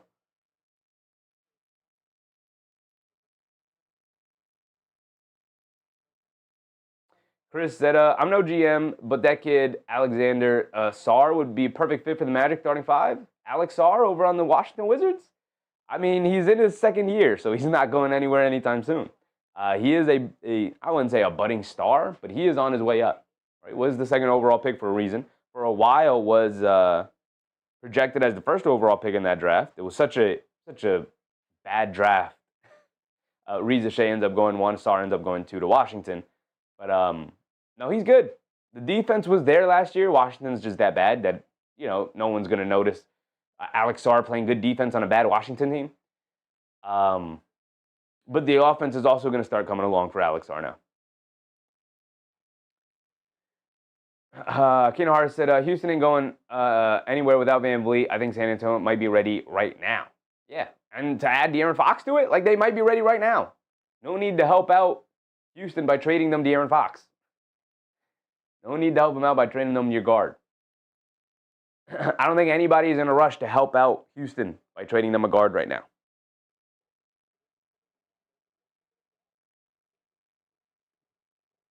Mobley is at the foul line for his 2 free throws. Misses the first one. Missed free throws killing the Cavs right now. 6:22 to go here in the 2nd quarter. Mobley missed the first one. Got one more coming.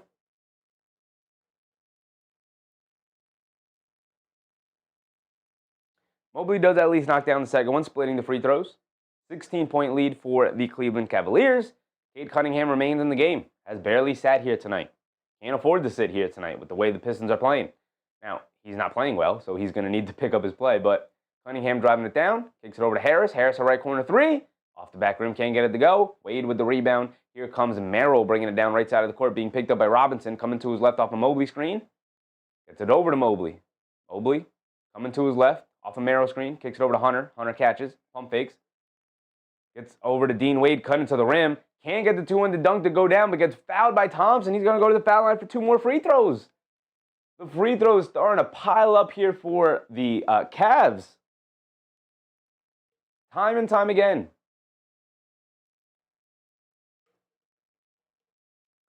Okay, Hayes said Detroit just not scoring. Sometimes it's not your night. We saw the other night, it was not the Knicks' night. They couldn't knock down anything. They could not score. Dean Wade knocks down his free throw. And here tonight, Detroit just got nothing in their legs right now. Misfiring all over the place. Wade knocks down both free throws. Finally, somebody knocking down both of their free throw attempts. An 18-point lead has opened up for the Cavs here with halfway through the second quarter here. Robinson has it on the left wing, being guarded by Merrill. Coming to his right, a pull-up straightaway three. Well contested from Merrill. He can't get it to go. Fight for the loose ball rebound. And Jared Allen fouls Jalen Duren.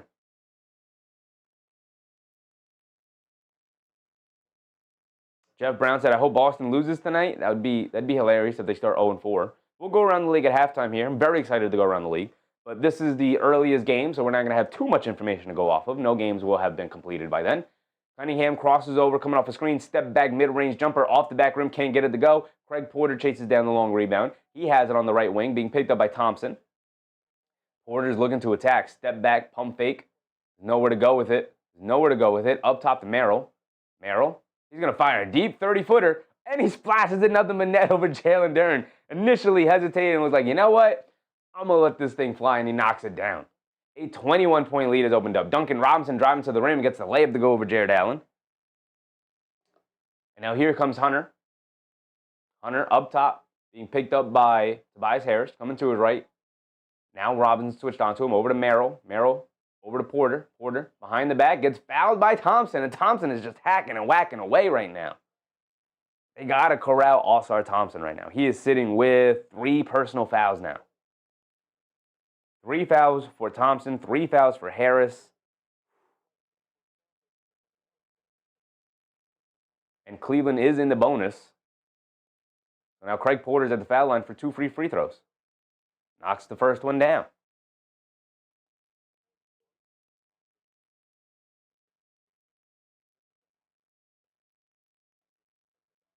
Chris Baskerville said, how do you feel about VJ? VJ Edgecombe? I think he's a star in waiting. I think the kid is going to explode throughout his career. He's going to make all-star teams. I think he's fantastic. I think it's a shame he plays for Philly, but, you know. Jalen Duren driving it down against Jared Allen. Gets the layup to go off glass, took him all the way to the rim. Finally, somebody in Detroit finished the play. They got a long road to climb to get back into this one. Merrill up top to Craig Porter, driving it down past Jenkins. Scoops under the rim. Tried to get it inside to Jared Allen. Gets knocked away. Interesting that we're going to spend this much time without, as Dean Wade fouls, Tobias Harris going to the rim. Interesting that we're going to spend this much time without either Donovan Mitchell or Evan Mobley on the court. Don't really love that, right? Don't love that decision. You know, I said VJ is the real item. Yeah, he's the real deal for sure. For sure. You know, I said I'm not a KD fan at this point in his career, but I don't think Houston gave too much with those players. But what picks did they give? I don't know. It's a good question. I don't know what picks they gave. But it's not important. KD puts them in a class that they weren't in previously. Solves a problem that they had. They get off the Jalen Green contract, which they very clearly, very obviously wanted to get off of. So, you know, very good deal for them. Harris knocks down both of the free throws, so now it's 48-32, back to a 16-point game. Detroit going to start clawing their way back into this one unless Cleveland has an answer. A pull-up 3 for Hunter, can't get it to go. Green with the rebound. Now he'll bring it down for the Pistons. Gets it over, tried to get it over to Duren. Merrill saves it, leaves it off, and Jared Allen with the easy two-handed slam. Sam Merrill, proving more than just a three-point shooter. Excellent play for Sam Merrill. Harris gets it over to Duren. Sloppy play for the Pistons continues. Duren crosses over yet again on Jared Allen. Smokes another layup. He's looking for a foul call. Continuously looking at the refs with his palms raised up. Brother, get back on defense. Allen swings it over to Wade. Wade, a left wing 3. Can't get it to go. Fight for the loose ball rebound. Duren has it. Knocked out of his hands. They call no foul call. Knocked out of his hands. Merrill picks it up and get it over to Allen. Allen up top, hands it off to Merrill. Merrill steps behind the line, fires away, an off-balance 3. In and out, can't get it to stay. Duren rips away a rebound. And he gets it over to Jenkins. Jenkins going to put his head down. Shot out of a cannon, rushing it down. Hit it over to Harris. Pump fake, sidestep, right corner 3. Gets it to go down. Great hit ahead or great push by Darius Jenkins there. Recognizing his team needed a burst. Jalen Duren grabbed the rebound and calmly and slowly got the ball over to Darius Jenkins. The second to hit his hands, shot out of a cannon, running her straight down the throat of the Cleveland Cavaliers and generated an open look for Tobias Harris. And they needed that. They needed that. It's 15. It could have been 20, and now it's 15. 3 minutes to go here. Connor Johnson. What's up, Connor? Houston only gave up the Malliwak pick. Okay, so that's great. Great. I mean, it was the 10th pick. Obviously, they would, if they kept that pick, they wouldn't have taken Malliwak. They would have taken somebody else. But I believe that was the 10th pick, right, Connor? So they gave up the 10th pick, Dylan Brooks and Jalen Green. So not a bad trade at all. They didn't really give up that much. Kay Hazy said Mike Brown would be proud. He would be proud of that push. Great push from Danish Jenkins there.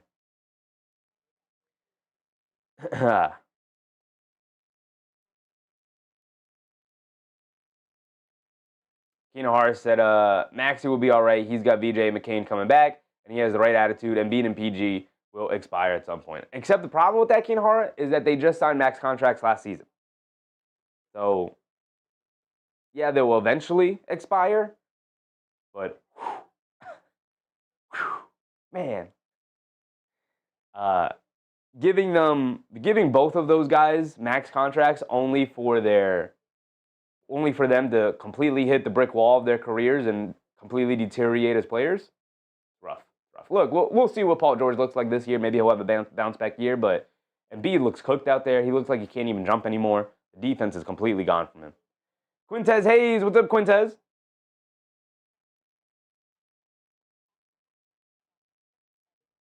He said the game is definitely on a slow brew. It is for the Pistons. I mean, I feel like the Cavs are holding up their end of the bargain. They got 50 points with 3 minutes to go. They're playing good basketball. The Pistons have really struggled. They scored 24 points in the first quarter, only 11 so far here in the second.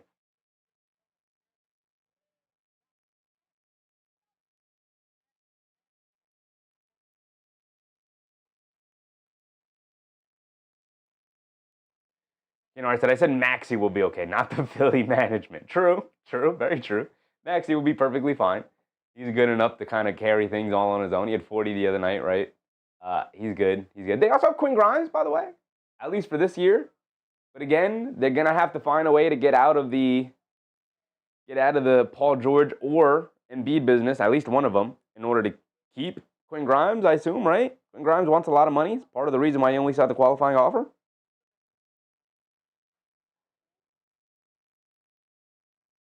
But Maxey will be fine. Philly management, not so much. You're right about that. Connor Johnson said Pistons need a star 4 to get to a championship level. Like Markkanen would be fantastic for this Pistons team. Obviously, it depends on the price. What would they have to give up? But yeah, it might be worth it. You need somebody other than Cade Cunningham who can go get you a shot. Ivy coming off the injury, I'm not entirely sure he's the guy, even though I love Ivy personally, but I'm not entirely sure he's the guy you're going to want to invest in heavily. He might be the guy that gets you the guy. So I like Lauri Markkanen for this team a lot, Connor. I just, it takes a lot of cojones to pull off that trade. As Sam Merrill, off the handoff, driving to the rim and knocks down a floater. Sam Merrill has been huge here at the end of the second half here. Donovan Mitchell is back in. So we got Mitchell, Merrill, Hunter. Mobley is also back in, along with Jared Allen. So the starting 5 is back out there. Isaiah Stewart has it up top, hands it off to Harris. Dancing with it against Allen, stops, turns, spins, pulls it back out by the three-point line. Now crossing over to his right, driving it down along the baseline floater. Can't get it to go. Hunter from the weak side with the rebound. Now he's going to bring it down against Jenkins. Inside pass to Jared Allen. Gets chased down, blocked by Stewart. Mobley ends up with it. They swing it around. Mitchell up top to Hunter. Hunter's going to look to attack, and he gets fouled by Javonte Green. And Stewart took a tough fall. He stayed down for the majority of the rest of that possession off the block shot against Allen.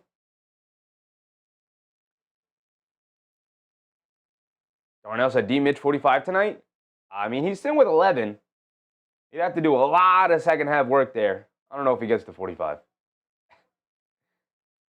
Hunter knocks down the first one. Stewart took that tough fall, and he stays in the game.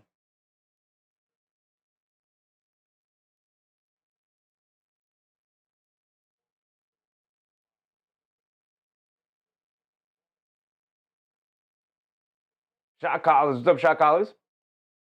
Who do the Knicks have next? The Knicks will be playing the Milwaukee Bucks tomorrow, shot callers.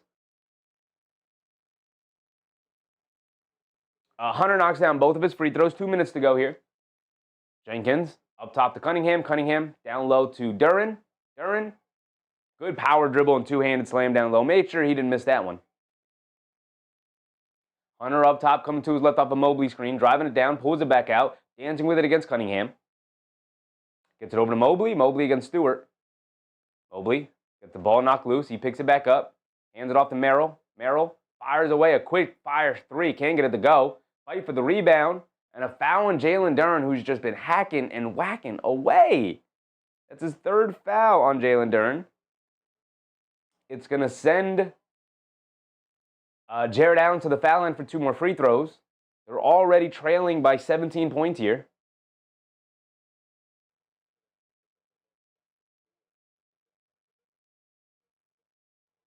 You know, I said I kind of like marking him beside Beef Stew and Duren. Agree, good fit. Yeah, it depends what you got to give up, obviously. I'm sure, you know, with Markkanen being on the Jazz and the Jazz being run by Ainge, that they're going to ask for the whole world from the Pistons. Like, they're probably going to be like, yeah, we'll give you Markkanen, just give us Cunningham. You know, because that's how Danny Ainge rolls, because he's a jerk. But, you know, part of the reason why Markkanen is still with the Jazz is because Danny Ainge is a terrible negotiator. Jared Allen missed the first one, but he does at least split the free throws, knocking down the second one. Cade Cunningham will bring it down with 1:30 to go here in the second quarter. Cunningham up top being guarded by Hunter. Struggled mightily tonight, Cade Cunningham. Driving it down in the lane. Pump fakes, kicks it in the corner. Holland, they're going to dare him to shoot all night long, and that time he makes them pay, knocking down the 3. 15-point game, not insurmountable. They're staying within reaching distance here. Cross-court pass to Hunter. Hunter looking to respond with a 3. And he does. And he gets the and one over Nance Jenkins. A possible 4-point play for DeAndre Hunter. So the Pistons are trying to stay within reach of the Cavs. And every time they make a big play, the Cavs find a way to respond.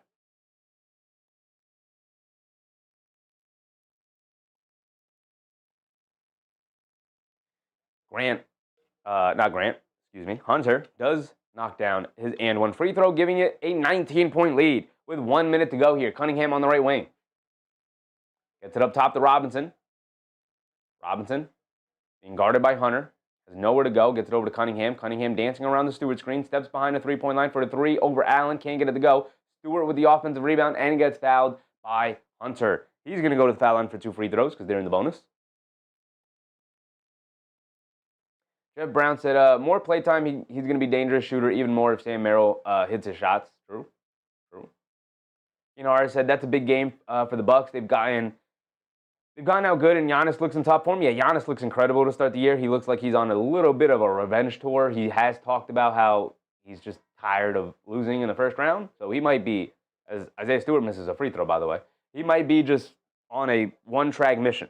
Now, the Knicks generally guard Giannis pretty well because we have OG Anunoby. But we'll see how they match up. No Mitchell Robinson tomorrow night again, unfortunately. Stewart does knock down the second one at least, splitting the free throws. Under a minute to go. Mitchell has it up top, being guarded by Jenkins. Mitchell dancing with it, comes to his left, leaves it off for Mobley. Mobley being guarded by Holland. Swings through, down the lane, loses the handle, picks it up, gets it over to Allen. Allen leans in, puts up the floater, rattles it in over Stewart. Every time it feels like the Pistons are starting to build a little bit of momentum, the Cavs come right back, and now they're up by 20. 20 seconds to go. 61-41 here in the second quarter. Cunningham, being guarded by Wade, crosses over to his left, hands it off to Robinson, pump fakes, sprays it over to Jenkins. Jenkins blown past the defense, back out to Cunningham, behind the line, a right wing 3. Can't get it to go. Mobley rips down a big, strong rebound. Quick outlet to Mitchell. Mitchell bringing it down. He can push the lead even further here. Blowing past the defense. Scoop play with the right hand. Got it to go down. And a full court heave. Can't get it to go. And 63-41 is our halftime score here tonight. Ooh, man. D. Grant, what's up, D. Grant? D. Grant said, I'm not really feeling Abu Sali. I know it's early, but I did not see what he did in Philly. That was so great. His rebounding is good, but his scoring is very iffy. I mean, he's averaged about 11 points per game last year with Philly. He was the leader of the France team during Eurobasket this offseason, during the summer. He doesn't look like he's in shape, right? He does not look like he's in shape. Looked much slimmer when he played with Philly.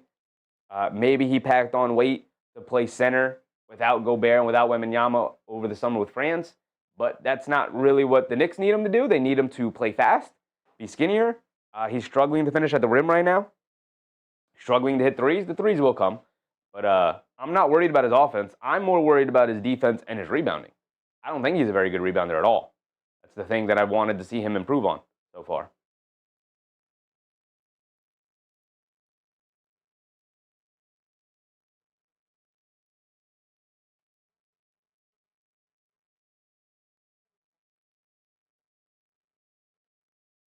Nick Yak, what's up, Yak? Detroit 8 assists, 11 turnovers is not helping. Yeah, I mean, part of the reason with the low assist numbers for Detroit is, the other side of making the pass is your teammate hitting the shot. And Detroit has missed a ton of shots tonight, a ton of very makeable shots. Aston Ogle, what's up, Aston? Detroit needs to get a damn rebound and some defense. When you shoot it poorly, it's very difficult to play defense when you're constantly running back on defense to match up. Very difficult, right? The phrase of a good offense is a good defense. A good defense is a good offense. It helps your offense because the other team has to inbound the ball. It allows you to run back, allows your big men to get back and set up their defense. And so the more they misfire, the more they struggle to knock down shots offensively, and the more their defense is also going to struggle. For majority of that first quarter, for the first quarter and parts of the second quarter, Detroit was hanging in there, partly because their defense was good, but there's only so much you can do if your offense is not going to help you out at all. MB said Wemby just had a 360 layup. Is this the part of the show where we look up the Wembanyama crazy highlight of the night? This is like a recurring segment at this point. Do we have to look up the Wembanyama crazy highlight of the night? Hold on, let me just scroll down real quick to see if it just pops up for me on Twitter. No, it's not, but we're going to go around the league in a second anyway. But I'll look up Wemby real quick and maybe we can watch it. CR, what's up, CR? How many dunks does Allen have? I don't know. I normally don't count dunks from players. Wemby with the 360 layup. Hey, man. Come on. Come on, man. I got to see this. If y'all haven't seen this, I got to see this real quick. Hold on. What is this? What is this nonsense? Let me get the hell out of the way. Wemby, come on. 360 layup? What is that? What is that? 7'5"? Off balance? 360 layup past the defense? Like he had to do the 360 layup. It was off balance. Come on, man. What is Ian Begley trying to tell us? McBride and Gershon Yabusele and Karl Anthony Towns are questionable for the Milwaukee game. Man, we are thin. For a team that was deep coming into the year, boy, oh boy, are we thin right now. No Robinson, probably no McBride, probably no Yabusele. Can we sit Karl Anthony Towns for a couple goddamn games, please? Boy, oh boy, is this team thinning out with the injuries right now to start the year.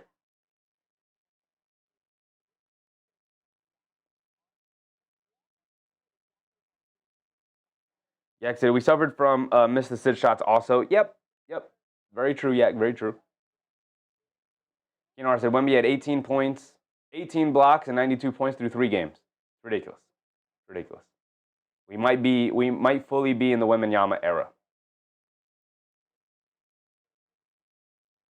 Hey, Hayes said Diawara minutes. I guess we'll get some Diawara minutes. I just, start of the year, you never wanted to start the year being like, oh man, this guy's in, this guy's out, this guy's out, this guy's out. Sucks. It's part of basketball. It is what it is. We'll get healthier as the season goes on, as guys get their rest. But Just sucks. Sucks to start the year that way. Yak said he didn't mention Mitch's name. Is that because he's given? It's a given, or he is playing? No, that's because he already said that the Knicks have already ruled him out for tomorrow. Yak. He already put out a post that Mitchell Robinson will not play tomorrow.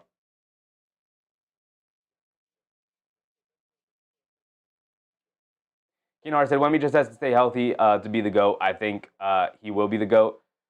Yeah, when you're 7'5", though, injuries are always going to be a part of your career. In terms of the discussion, I hope he's not injured. I hope injuries aren't actual injuries aren't a part of his career. But I hope I hope he stays healthy. But when you're 7'5" plus, when you're 7 foot plus, period, add 5 more inches on top of that, it's always going to be a part of the discussion when Wemby comes up. Always.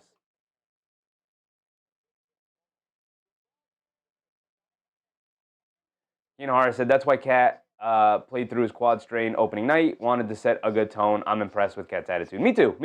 But now that he has done that, Kinohara, will you go sit down and rest the quad for a little bit? Like, playing on a quad strain, a grade 2 quad strain, is how you exacerbate the injury. It's not going to get better as you play through the injury. We're going to need to rest it. I would like to think that if Mitchell Robinson could ever come back and play, that that is when we might sit Karl-Anthony Towns down, because, okay, we'll get one big man back. We'll pull the other big man out to rest him. But, you know, like quad strains, knee issues with Yabusele is not great to see. Starting to get real iffy with the front court right now with all the injuries mounting up. Yak said, what the hell is going on with Mitch? Yeah, it's very annoying, very upsetting. I wish they were more forthcoming with what's going on. I wish they could just say, like, hey, he just doesn't feel right. The ankle didn't feel right, and we're not going to push it. So no big deal. We'll hold him out, right? If that's the case. If he re-aggravated an injury, let the fan base know that so we don't sit around being upset about it. But now we have to sit around wondering and being upset, like, hey, he played preseason games, and you're just telling us his load management. That makes no sense. That's not how load management works. So, I said, I didn't say I'm impressed with Cat's judgment, but I'll take the good attitude. As for Mitch, I think the front office history, you got to be concerned. Yeah, for sure. For sure, I think concern is all around, unfortunately.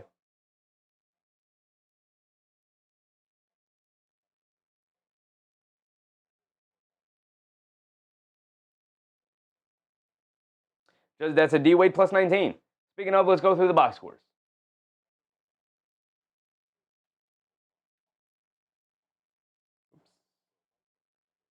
Run through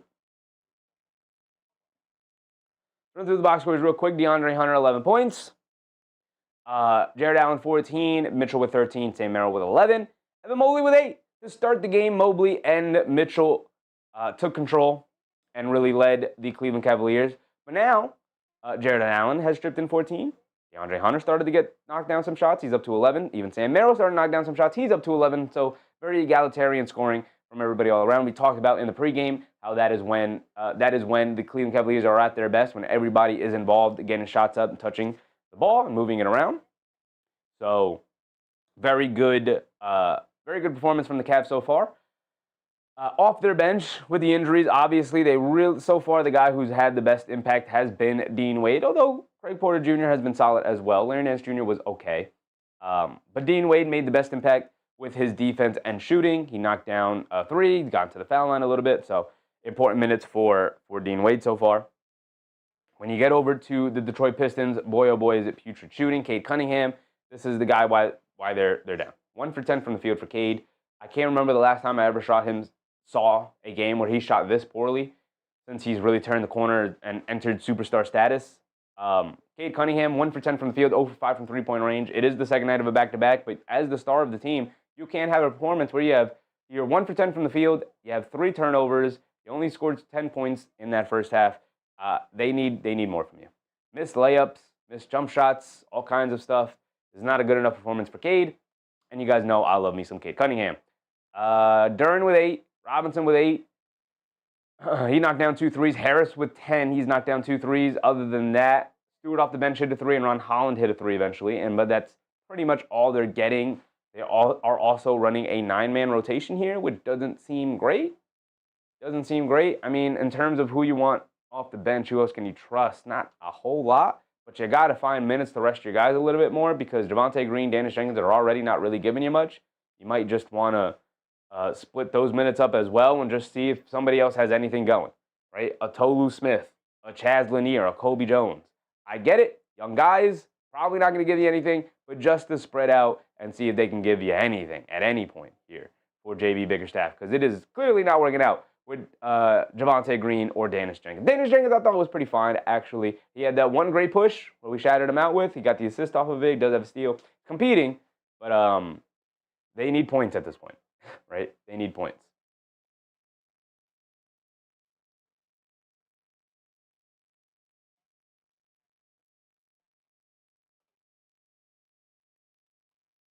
Let's go around the league a little bit.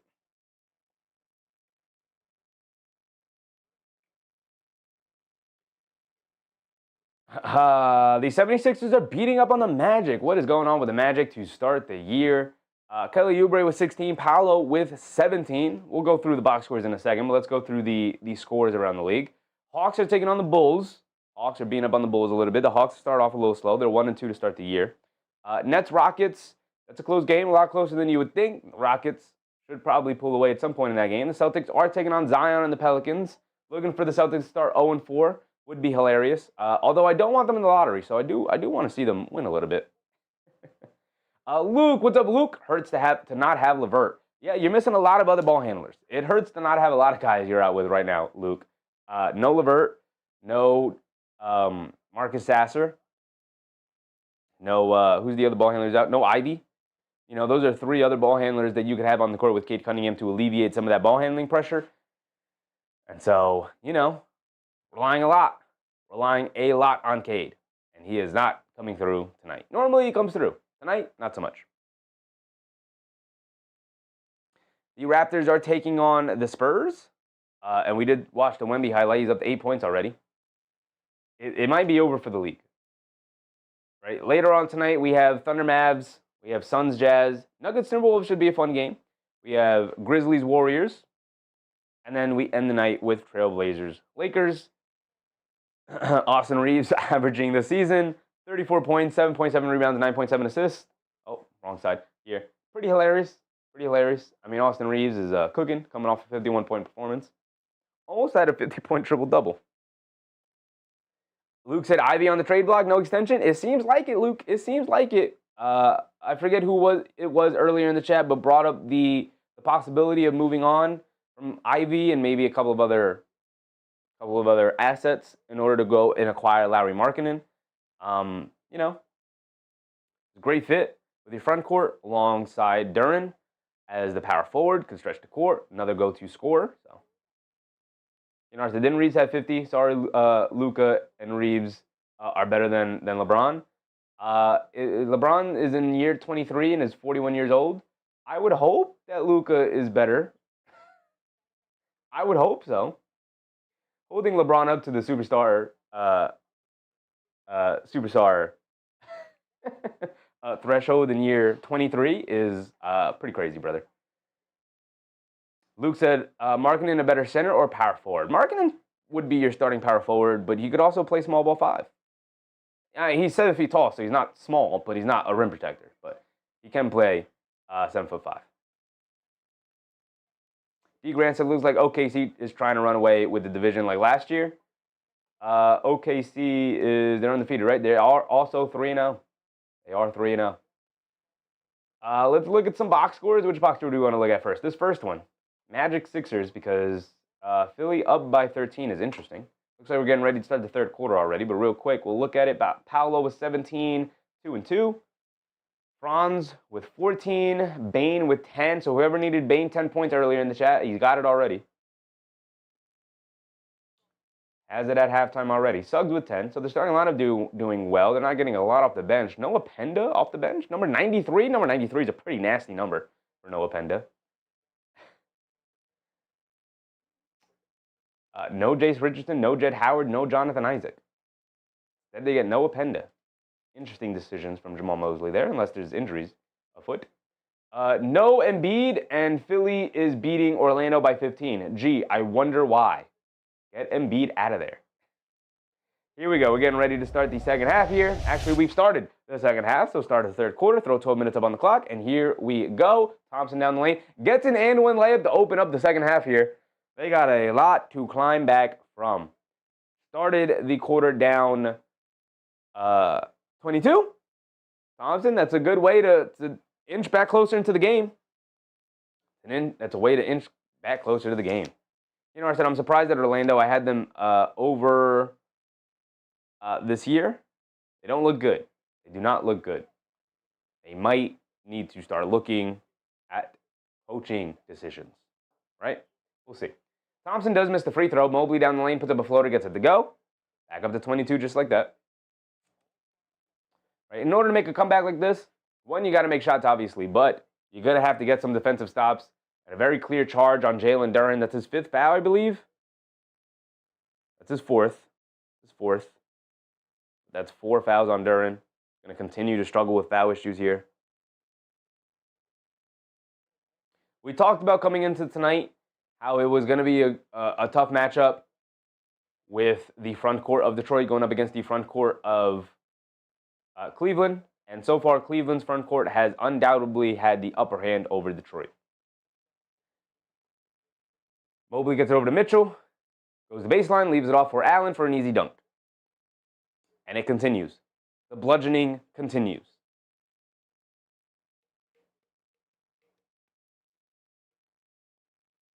Thompson has it up top, being guarded by Mobley. Coming to his right, putting his head down, attacking to the rim. Can't get the layup to go. Mobley knocks the rebound to himself and saves it over to Mitchell. Here comes Mitchell bringing it down, leaves it off from Merrill. Merrill wanted to shoot that 30-footer, but he gets it back to Mitchell. Mitchell up top, dancing with it against Robinson. Pulls it back, a right wing three. Donovan Mitchell with a step back three. 27-point lead for Cleveland here. It's going to start getting embarrassing unless Detroit can get something going.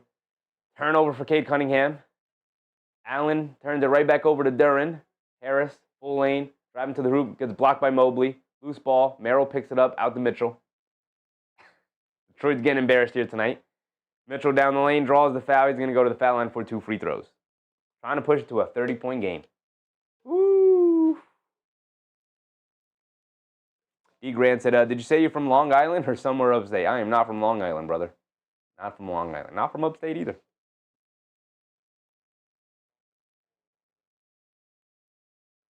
Chris Baskerville said, Cade is selling all my tickets right now. I need him to get the 15 points.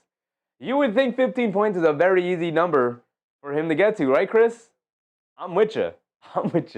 Cade has been horrific tonight. He's sitting with what? 4 points, 1 for 10 from the field. I'm sorry, Chris, but I don't know if he can get the 15 at this point. He needs 11 points. The way he's playing. Mitchell knocks down the first free throw. He's got another one coming.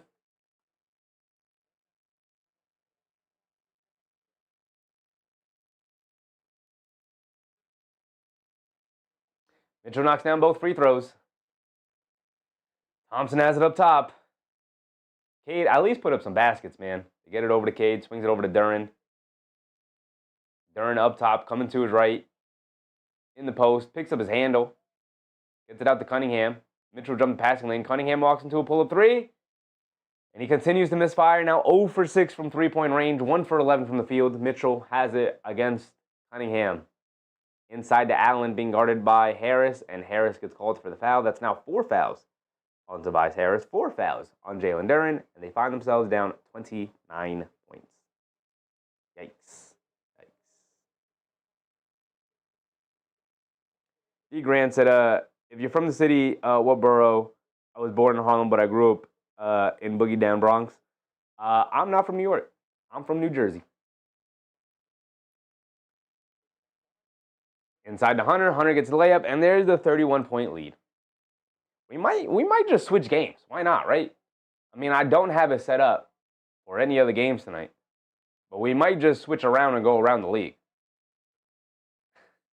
Harris up top coming to his left. Over to Thompson. Thompson back to Harris. A lot of pump faking at open threes to get it over to Cunningham. He'll fire it. And he finally hits one. Cade Cunningham. Can you get some points from my man Chris at least? Mitchell Euro steps down the lane, gets tied up with Harris, and it's going to be a jump ball.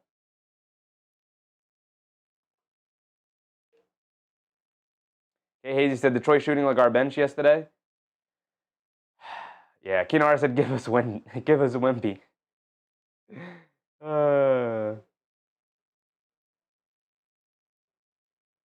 Darnell said, I try to tell you they're going to lose, Detroit. I mean, there's no way they make this comeback tonight, right? Detroit does win the tip. 28-point game. Thompson driving it down to his right in the lane. Kicks it out to Harris. Harris a three. Comes up short. Man. That said, it's either a crazy comeback, bad time, or the Raptors game. I'll tell you what. We'll get to the 6-minute mark. We'll get to the halfway point of the quarter. And if it does not improve, we will switch over to some Wemby. I should permanently have they call an offensive foul on Jared Allen. The ball will go back to the Pistons here. They're down 28. I should permanently have a Wembanyama graphic made so I could throw up as the thumbnail for on bad nights like tonight. We could just switch over to whatever game Wemby's playing, and we could be on Wemby watch. Get it over to Thompson. Thompson, a straightaway three. He can't get it to go. They're daring him to shoot. They didn't even look to close out to him. Everybody just looked to grab the rebound. Over to Mitchell. Mitchell fires a three. Off the back rim. Fight for the rebound. Knocked out of bounds. Staying with the Cavs. Kinohara, Wemby watch. We might have to switch over to Wemby watch. I got to make a graphic. So whenever this happens, I could change the stream thumbnail. And I could just change the title. The Wemby watch. We'll all know what that means.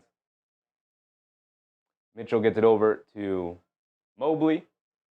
Mobley up top, coming to his right, down the lane, stops, turns, spins, inside the Mitchell, over to Allen. Allen with the hook, can't get it to go. Duren with the rebound, gets it over to Harris. Harris can't get over to Robinson, hands it off to Cunningham, going along the baseline. Reverse layup for him. Can't get it to go, but he does draw the foul on Mobley. 8:13 to go. Cunningham to the foul line for 2 free throws. Yak said, pick of the commissioner. Funny. Mark, what's up, Mark? Hey, Hazy, this might end in a 40-point blowout. Does that end? And the end buffet. Not lying about that.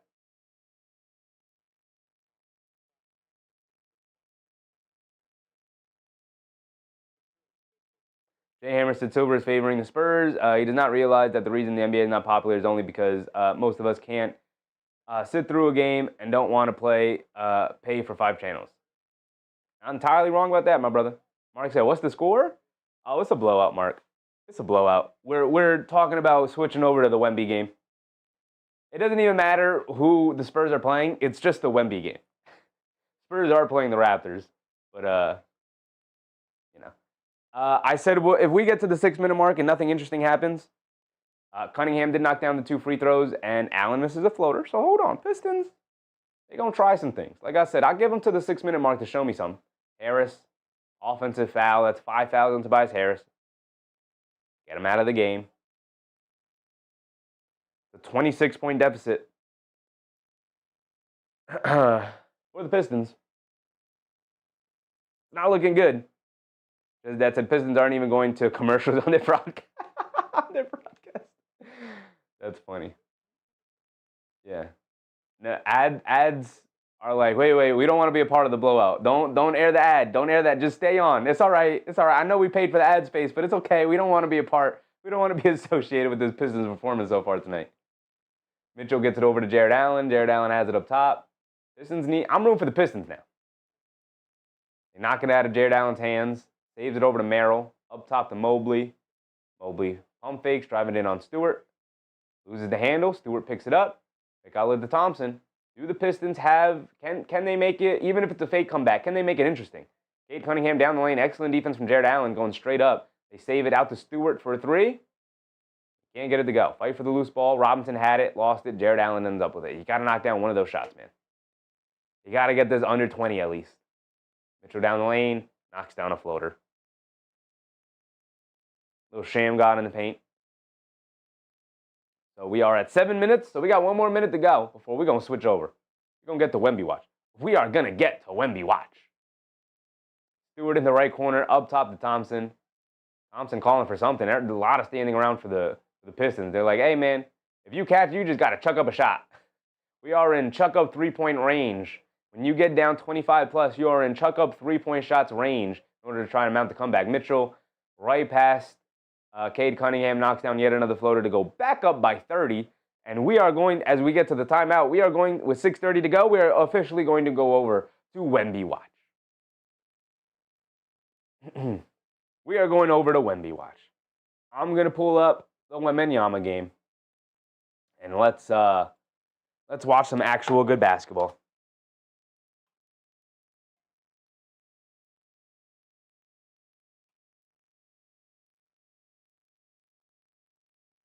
Go to NBA League Pass. Let's go to NBA League Pass.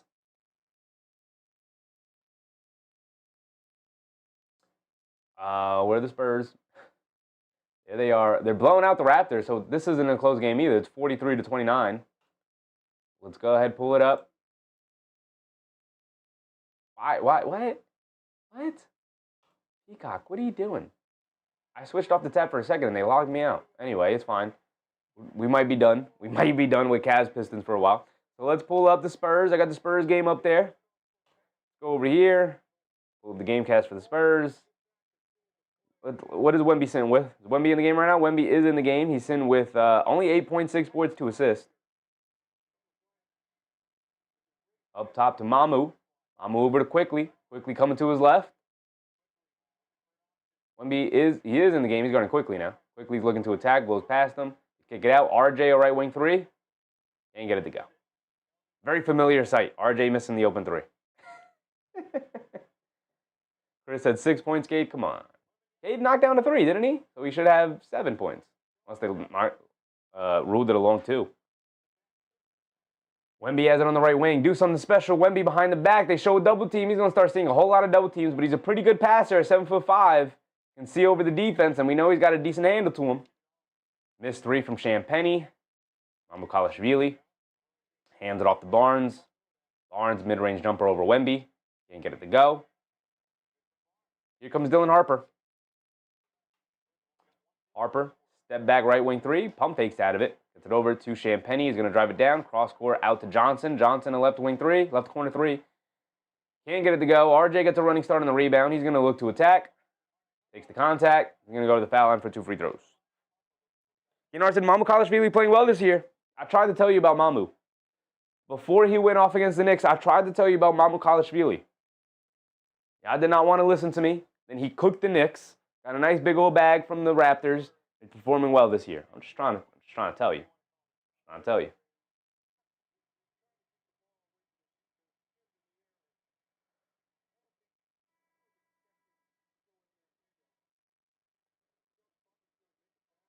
Jay Hammer said maybe bench Cade, mail it in.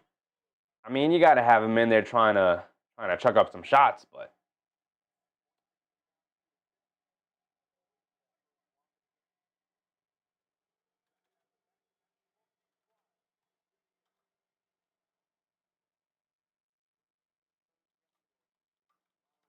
I'm going to change the title to say also on Wemby watch.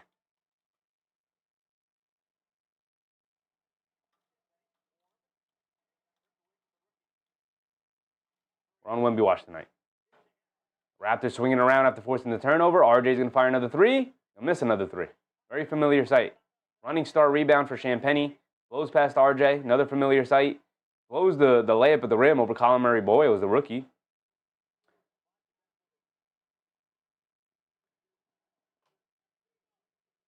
I got to throw Wemby in the title.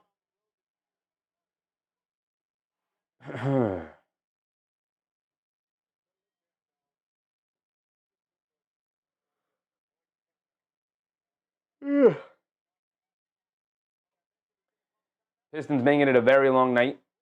A very long night.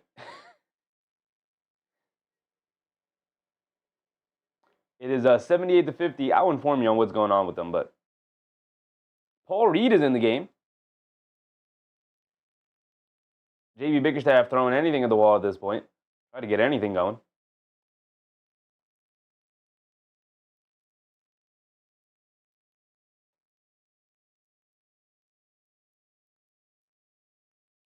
We can go around the league a little bit.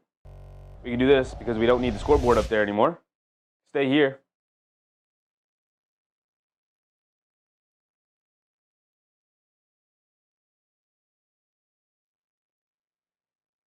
We'll go over the box score here. See what Wemby has done. He's had his nightly highlight play already. Can he get another one? RJ's 1 for 5. Of course, the game we tune into, RJ's not playing well. The previous 3 games that they've played, he's played well. Colin Murray boys off the bench, though. The rookie playing well. 10 points, 4 for 6 from the field. Knocked down a 3. Wemby, 2 for 2 from the floor. Not being uber aggressive. He's allowing his teammates to carry him tonight. I mean, everybody's cooking. Everybody's making shots. Dylan Harper off the bench has 9. He's 4 for 5 from the field. 15 for 23 from the floor for the Spurs. They are not missing nothing. Kenohara, Scottaboo, that injury was disgusting. That was terrible. That was a horrific injury. Yak said yesterday was a long day between football and basketball. True. Long Sunday with Jets and Giants leading right into Knicks at 6 o'clock.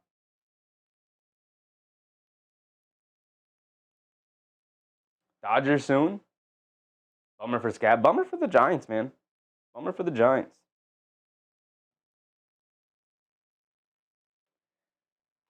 But everybody's getting baskets here for the Spurs. We can go around the league a little bit. We don't need this anymore. Get rid of that. We know it's a blowout. If it gets any closer, if it gets under 20, maybe we'll tune back in the Cavs Pistons. But for now, we're going to go around the league. 76ers still holding a 10-point lead over the Magic. We didn't look at what the 76ers box score was like. 21 for Kelly Oubre, 27 for Maxey, 20 for Edgecombe. Edgecombe continues to be phenomenal. 7 for 12 from the field, 2 for 4 from 3 for Edgecombe. This is not a regular rookie. This man is a star in the making. 20 points as a starter for VJ Edgecombe. My goodness. Maxey being Maxey. Kelly Oubre chipping in 21 is fantastic. No Embiid today. Maxey with 25 shot attempts, though. Never mind. Hold on. 25 shot attempts is crazy. In the third quarter, you got 25 shot attempts. Maxey doing a little too much. There. Off the bench, not getting much. Quinn Grimes coming off the bench. He's hit 3 threes for 11 points. He had the big 3 the other night against Charlotte to give him the win. We're back into it. They get it over to Wemby. Wemby up top. Swing through to his left. Draws the foul on Colin Murray, boys. He's going to go to the foul line for 2 free throws.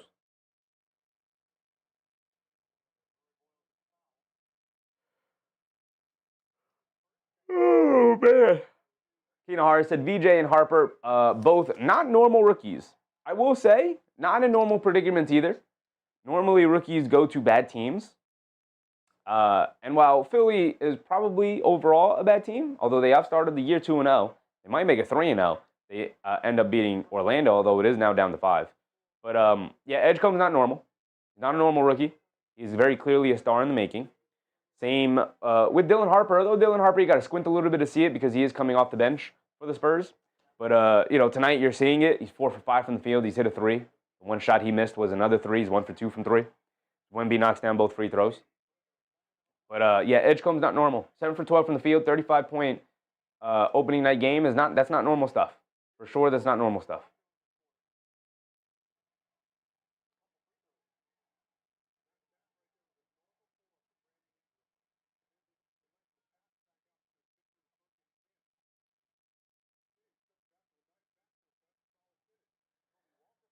Castle, Carter Bryant, left wing 3.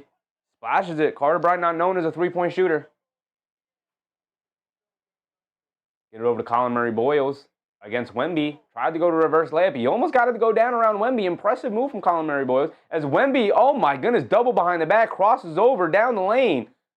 You can't be 7'5" handling it like that like you're a point guard. That was legit point guard handles. Those were legit point guard handles. He's dribbling it down against Colin Murray Boyles.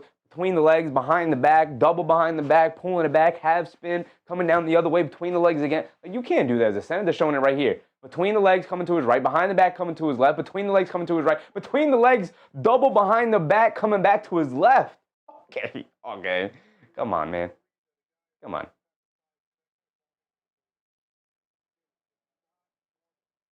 Tay said, the Knicks handed me my second loss on the weekend. It's rough. It's rough out there. When your teams don't perform, man, it's rough. It gets you feeling bad, for sure. Yeah, I think Orlando can come back. I believe they got behind from turnovers. Let's see. I'll pull that up over on this screen real quick. Oh, it's a 5-point game still. As a matter of fact, what I can do is do the double screen here on NBA League Pass. Is the Raptors turn it over? They are down 17 points. Keenan said Wemby is a highlight every other possession. He is. It's ridiculous. It's truly ridiculous what he's capable of doing. Wemby playing like a point guard, moves with the ball, Hakeem post moves, Bird shooting, Wilt in the paint. It's nuts. It's nuts. It's nuts. It's like 2K. It's like when you used to play 2K and you were like, yeah, I'm gonna make my guy 7'2", but make everything 99. He could handle the ball, he could shoot the ball, he could do all the things. That's Wemby. Wemby. As a matter of fact, that was so overpowered in 2K that they made it impossible for you to do that nowadays. And yet Wembanyama comes in the league. Like, how can you tell people you can't make a my player like Victor Wembanyama because it's too overpowered? Like, but that's a real guy. I'm just trying to be like Vic. As he rips down a rebound there. Even his rebounds are impressive.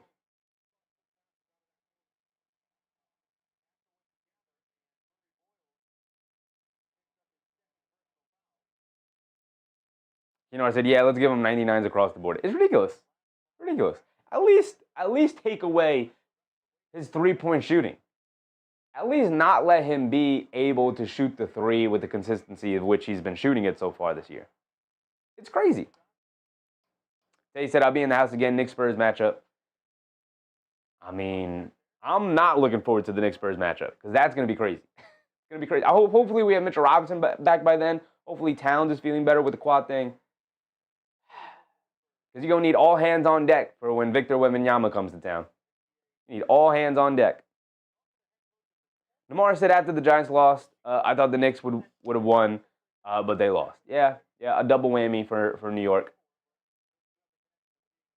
I got the Spurs game on. I got the Magic game on the double screen. And the Chiefs have just kicked off to with Washington. Got sports all around you tonight.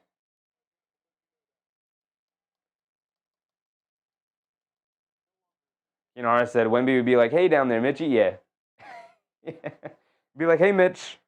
Happy to see you again, brother. Let's have a good game tonight. Let's have a good game tonight, Mitch. Mitch trying to guard Wemby like, I got him. I'm trying to contest the three.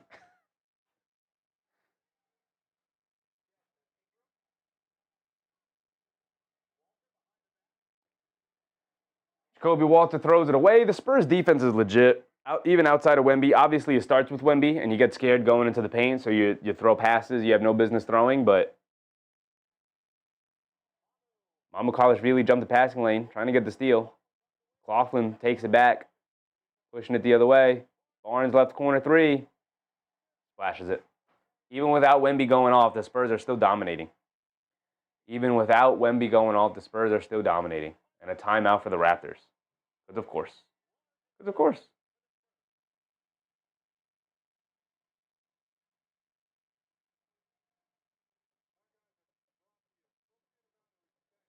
Amari said Chiefs are going to the Washington football team.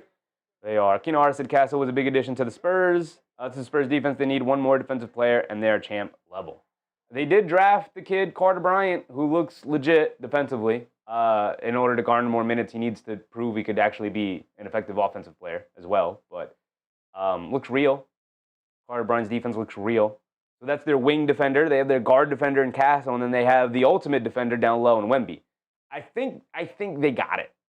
Thinking about it, like they have their wing defender in Carter Bryant, presumably, if he continues to develop. They have their guard defender in Castle. Vassell's not a bad defender either. That's the thing. Dylan Harper is not a bad defender. 6'6" guard, 6'6" point guard, like legit. like a legit big point guard who can use his size and his strength defensively. So even if he's an average defender, it's like, my goodness. Jay Hammer said the Jets won, so that's like 10 wins. to some. Me, I'm not. 3/4 court heave. Or who is that? Orlando? And they knocked it down? Does that count? It does count. Orlando knocked down the 3/4 court heave. That's why you get them up there. That's why you heave them up. There. Would not have gotten that shot off last year. Because everybody wants to protect their percentages because there are a bunch of losers out there. The commissioner had to step in. Jay Hammer said Sohan injured. That is definitely a potential dynasty. That's true. I didn't even factor in Jeremy Sohan, who's also a pretty damn good defender in his own right. Pair him alongside Carter. Like, they could have a lineup out there. Think about this lineup. In the future, as these guys continue to develop, get older, build chemistry and whatnot. Dylan Harper at the 1. Steph Castle at the 2. Carter Bryant at the 3. Sohan at the 4 and Wemby at the 5. Bro, how do you score against that? How are you scoring against that? I said, I forgot about Sohan. Me too. I completely forgot about it. How are you scoring against that? Right? In the future, as these guys continue to develop physically, like Dylan Harper's a rookie, so as he grows into his grown man body and builds grown man strength, you get Dylan Harper at 6'6", Steph Castle is 6'4", but uber aggressive. They're just showing the replay here on the chase down block on Carter Bryant, by the way. Carter Bryant at the 3, Sohan at the 4, Wemby at the 5, and like that's your go-to defensive lineup. Oh, and by the way, I'm sure that team can get a buckets because Harper's good, Castle's good, and then you got the ultimate cheat code in Wemby. The Spurs, come on, man.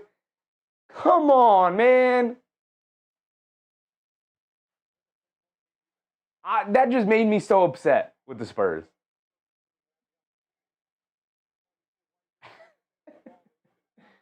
Oh, man. It looks miserable trying to play against the Spurs here. It looks miserable. Jay Hammer said, I think there should be Tuesday night football every Tuesday, the Steelers, Aaron's last season. I don't think too many people really care about that much about Aaron Rodgers retiring. Feels like he's retired years ago. He is having a good year, though.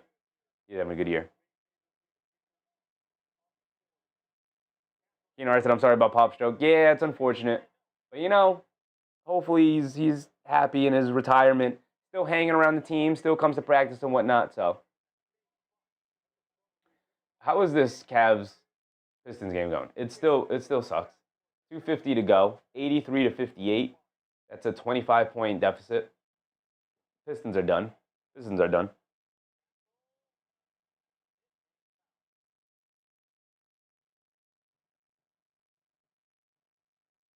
Just that said, Cam surgery is not uncommon, so modern medicine will have him back soon. But he's done for the year, right? Just that he should be good to go for next year, but he's done for the year, right? There's no way he comes back this season, right? Broken ankle? There's no way. No, you can't play football. Even if he's like healed and he can walk around and maybe even run a little bit, there's no way you can play football off the surgery repaired ankle that soon.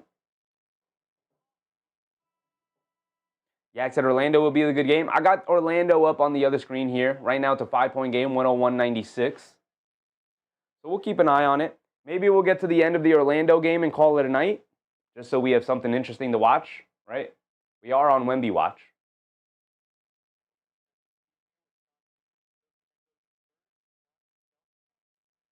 Bane up top, coming to his right. Step back mid-range jumper. Gets it to go. Quickly bringing it down. He has it up top. Has it out to the left wing to Ingram. Ingram down the lane. Scoop layup. Can't get it to go. The Raptors find themselves down 18. 4.5 to go here in the second. Keep an eye on both games. Bane fires a deep 3. Way off. Just that's it. Cavs up 23 still. I'm just hoping that the Pistons can make that fake comeback and get it close, right? Get that fake comeback going, get it close.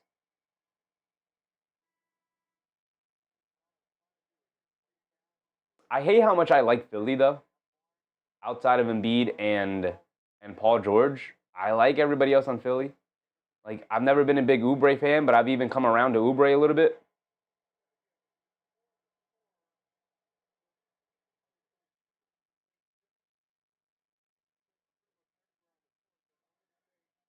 The Spurs bringing it down the other way. Wemby is out of the game now. So we got to pay attention to the other game because Wemby's out now. So we're not. No need to pay attention if Wemby's out. Just that's it. Yeah, Cam is done. Hopefully 2026 will be back. I think he'll be back. That was a rough broken ankle, though. That wasn't like a normal broken ankle. That was a rough broken ankle.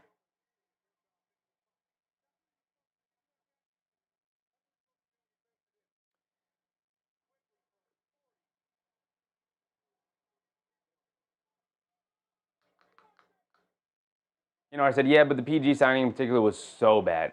Incredibly bad. They gave him a max 4-year deal. Like I get it. He was coming off a good year with the Clippers. But they could have negotiated a little bit rather than the max for a 35-year-old swingman with an injury history.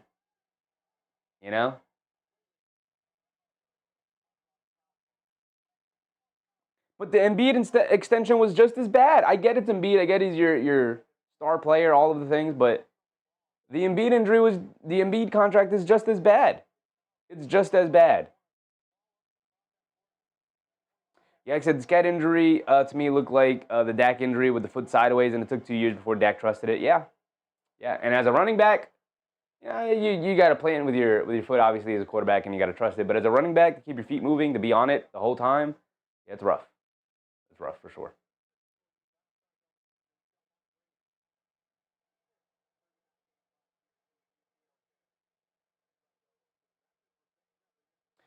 But Cam has that kind of personality and mentality that he might be able to power through it. Jay Hammerson, Philadelphia, not so far from New Jersey. It's about 3 hours, depending on where you are in New Jersey, obviously. Where I'm from, it's about 3 hours. You'll be in Philly. Nah, less than that. About an hour and a half, 2 hours from where I'm at.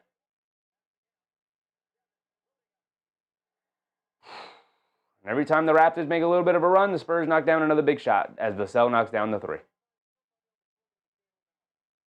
Lamar said, any update in Malik Neighbors? No, he went through surgery. He went through successful surgery, and he will be recovering and rehabbing, trying to get back for next season.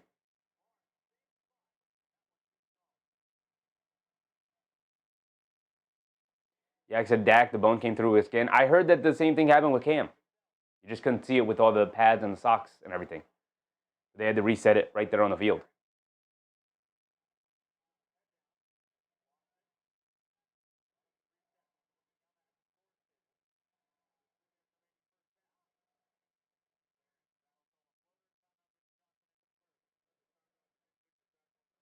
I said, but I was from Jersey, from near Newark. That is about 1.5 hours from Philly. Yeah, it's about the same time for me.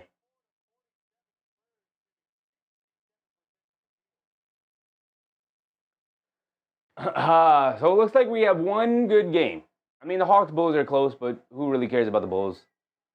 Rockets Nets. It's only a 10-point game. Outside of that, not looking good. I mean, the Thunder Babs are past the first quarter here. Let's go around the league a little bit.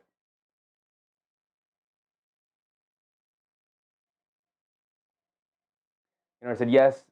Cam, probably an open fracture.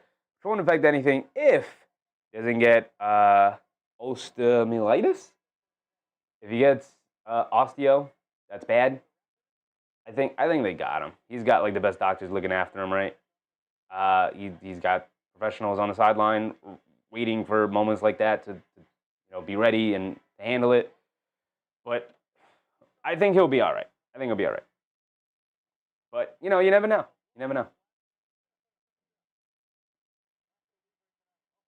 Jay Hammer, got to code to Dr. Suter. Yes, we do. You got to check in with the doc. Got to check in with the sports doctor online. Going around the league a little bit, the Pistons are still down by 25? Still down by 25 going into the 4th. That game's been over with. Good thing we got out of there. We're on Wemby watch, but Wemby is now out of the game. So now we're watching Magic 76ers. We'll probably watch it until we get to the end of that. Celtics Pelicans. We can go through the box score real quick of Celtics Pelicans. Minot got the star. Jaylen Brown is still out there with that fake-ass hairline. On smudges on people's jerseys, dirtying it up. Come on, brother. Who's not starting? Why is Josh Minot starting? Who's not starting? Hauser. Hauser's coming off the bench. Okay. They got a 12-point lead over the Pelicans. And no Zion. Didn't take long for us to get our first Zion missed game. Didn't take long. DeAndre Jordan is out there actually playing real minutes for them. I thought when they signed him, they just wanted a veteran big man, but no, he's legit out there. I guess they needed somebody in for what's his name? For Kevon Looney, who's out with injury again. Wemby's back in the game. On Wemby watch, do something for me. They're not getting the ball to Wemby. As Castle knocks down a floating on the baseline. They don't have to. They don't have to extend Wemby too far.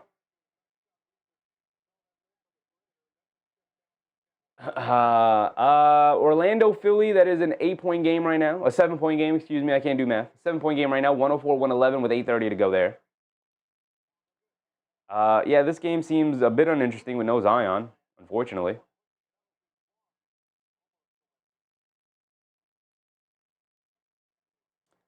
The game I did want to check in on was this Thunder Mavs game that just tipped off. Deep in the second quarter now.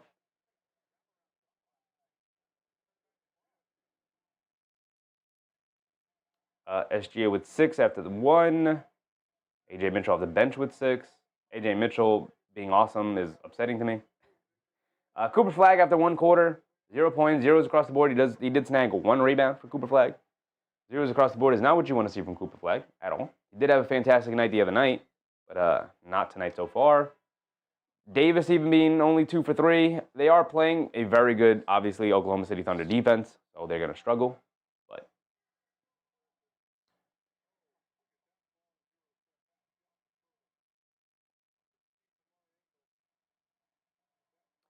nothing too interesting going on box score-wise in that game. So our best bet for a good game tonight is hopefully that this Magic 76ers game comes down to the wire.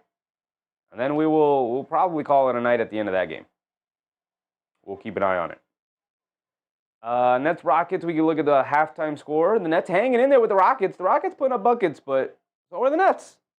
So are the Nets. You know, I said DeAndre Hunter is the only good DeAndre now. Quintus Hayes said, you did not just cook JB like that. JB? What did I say about JB? Or did somebody else do it? Did I cook JB? Nora said, I will say this, Jackson Dart needs to learn how to slide. Yes, he does. Yes, he does. He's going to get himself hurt. Susan said, the Warriors looking dangerous. Yes, they are. They are looking dangerous. I was not down on the Warriors, but I was dismissive of the Warriors. Not as high on them as I probably should have been, and they have come out ready to go this season.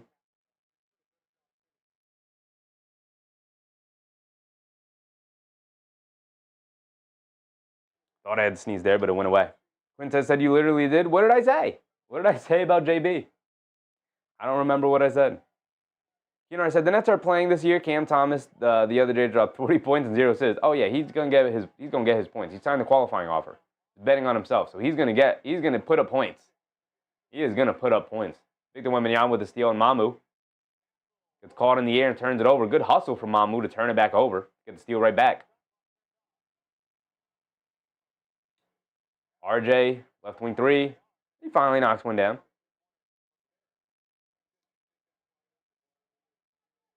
Oh, JB isn't Jaylen Brown. JB is not Jaylen Brown. That's Jalen Brunson, brother.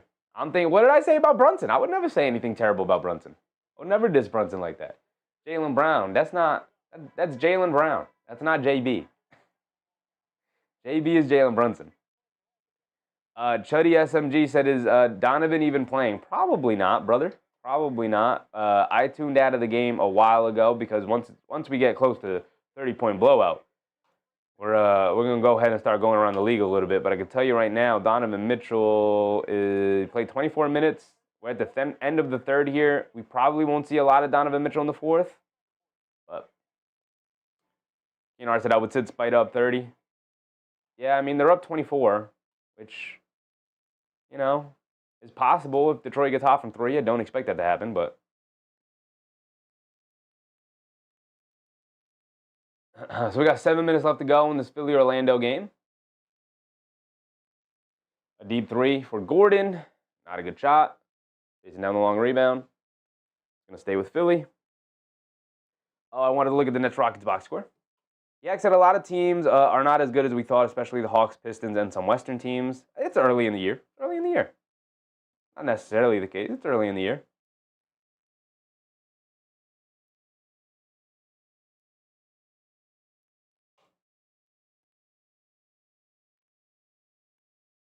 Let's go ahead and mute the Wemby game and put on the Magic Sixers game.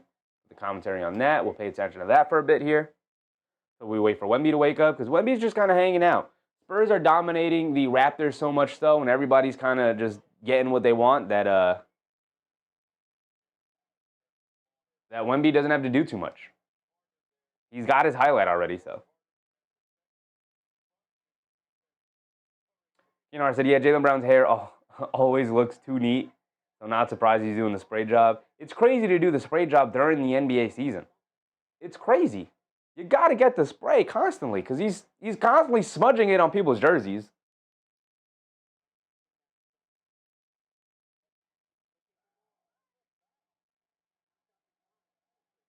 Just that's it. Wemby is meditating.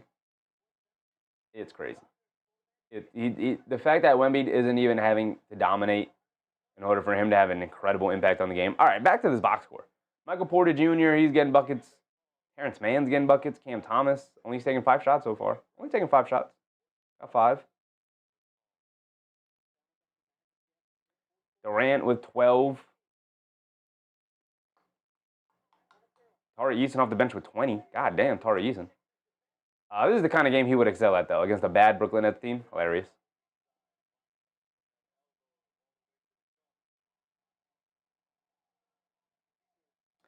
I want to look at Reed Shepherd. Only 3 points off the bench in 9 minutes.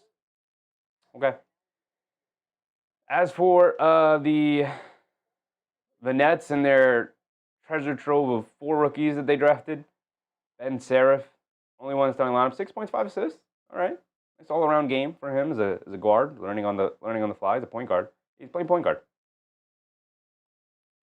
Jalen Wilson, Noah Clowney, Nolan Traore. The other 2 rookies they drafted not playing. Interesting. I said all-hair team includes Kobe White, Jericho Sims, Deuce McBride, and Taurean Prince.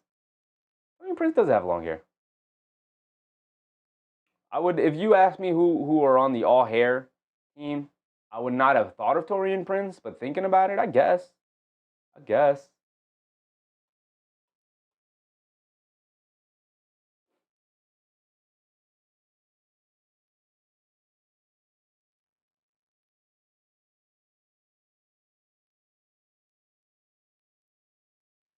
Luke said, can we all agree Adam Silver needs to go? I, for one, would like the NBA to continue. I did get the ESPN update. What did it say about Silver? Let's see. The Senate committee asked NBA Commissioner Adam Silver for details on the gambling investigations. Might put him in some hot water if he reveals something that maybe he knew more than he was letting on and allowed certain things to continue. Things like that. We'll see. We'll see what comes of it. Yak said best tier team would still have Frank Ntilikina. Talking about the same Frank here, Frank Ntilikina. I mean, he's not in the league anymore, so he can't be on the team. I know we're not talking about no Frank Kaminsky. Actually, we can't talk about Frank Kaminsky. He's playing for China. Just that's a Jared Allen all-hair squanderer. True. Because he does have a fro, but he just doesn't maintain it the way it should be maintained. That is for sure.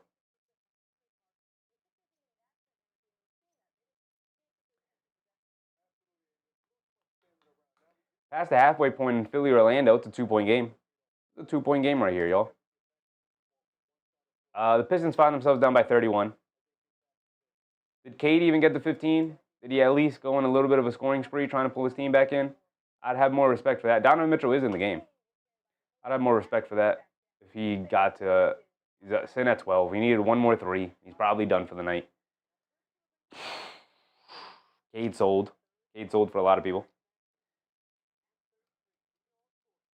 Yak said McBride looks shorter and not kidding. But he looks great, though. He's looked great to start the year. Looks fantastic. Hopefully he can get back with the team and play, and hopefully everything's all right with him and his family.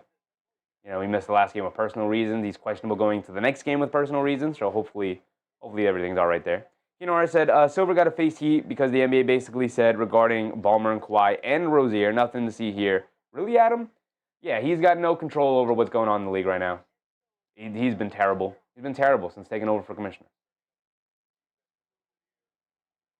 He's got no control of the league right now. Players just doing absolutely whatever they want, saying whatever they want, doing whatever they want. Getting into bed as much as he has with the gambling stuff is crazy. You know, they're trying to, like, during halftime shows, they have like a gambling corner. Pre-game shows, they talk about all the gambling stuff, and it's like the NFL doesn't do. Like, the NFL is in bed with the gambling companies, but they don't have full-on segments talking about. Like, they have shows specifically for gambling, but they don't do full-on segments during regular NFL broadcasts for gambling stuff, unless I'm mistaken, unless I don't know. Yeah, I said it's harder for me to find McBride with no headband. Yeah, when he's got the hair tied up, it's harder to tell where he is. When he's got the hair fully out, obviously easier to tell because he got some hair on him. Very jealous. Very jealous of the hair. Luke said, Pat Donahue has some really interesting stuff to say. Hopefully Congress takes his testimony into consideration. We will see. We will see what goes on with that. Yak said MSG is a gambling show. Yeah, it's different when it's a show.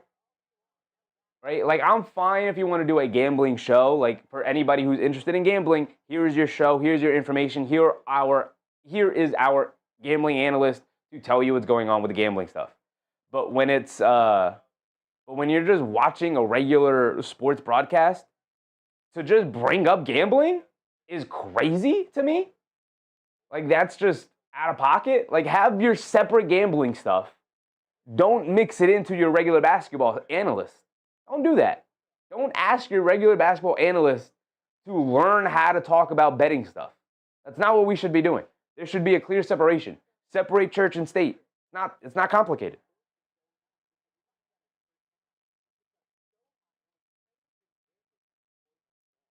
Luke said, YouTube won't let me subscribe or like. I appreciate you. Luke. Thank you for that. Hopefully I don't know why. Hopefully they allow you to do so. I'd very much love to keep you around, Luke. Feel free to come in. We stream Mondays through Saturdays. Or I should rephrase that. We stream Mondays through the weekend. To the weekend. We will stream one day, Saturday or Sunday, depending on when the Knicks play. We mostly cover Knicks games, but on the nights where the Knicks don't play, we will go around the league and cover as much basketball as we possibly can. We usually try to cover one game, like Detroit-Cleveland was supposed to be the game we covered tonight. But that turned out to be a miserable game. So instead, we're going to pivot over to covering what's going on with the league. Right now on my screen, I got the dual screen set up right now with the Spurs game, Spurs-Raptors on one side, and I got Orlando-Philly on the other side. We'll probably do the show up until the end of Orlando-Philly here. They got 4 minutes to go here. It's a 5-point game with Philly up by 5. And then we will sign off for the night. But we will be back tomorrow with Knicks versus Bucks. Speaking of, what time is that game tomorrow?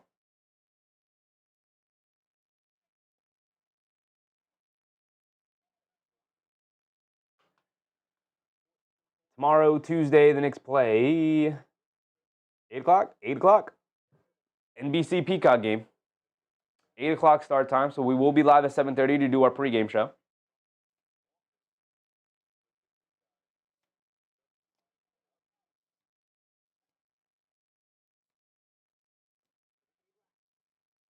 Keenar said if the headband was effed up Deuce shooting, then it must go. If the headband was messing Deuce's shooting up, it must go. He's playing way better this year. He is playing way better this year. I think part of it is usage. I think part of it is scheme. I think part of it is having the trust of the coaching staff, where last year, look, he'd have nights last year where he would play like 11 minutes. And that's just not good enough. That's just not good enough. He's one of the best players he's one of the better players on the team. He's one of the more complimentary players on the team, where when he's playing alongside Brunson, he complements Brunson perfectly. When he plays alongside Towns, he complements Towns perfectly by being the better point of attack defender. Plays same thing along Brunson, being a great point of attack defender. Same thing with Bridges, taking Bridges away from being point of attack and allowing him to play defense off ball. Right? Same with Anunoby. Anunoby doesn't have to worry about playing on ball because McBride's covering it, and Bridges and Anunoby can cause havoc playing off ball. Right? Because we know they're awesome off ball defenders. Right? To then eventually, hopefully, include Mitchell Robinson into the situation where you have a lockdown center defensively, you have a lockdown point of attack defender in McBride, and then you got lockdown wings between Bridges and Anunoby. So hopefully, bring that all together at some point this season would be special, especially with the way Mike Brown has so far used Deuce McBride. I'm very happy with that. He has been playing much better, and I think a lot of that has to do with no longer playing for Tom Thibodeau. It is what it is. There were times last year it was very frustrating where Deuce McBride would play 11 minutes in a game. You can't have that. You can't have that.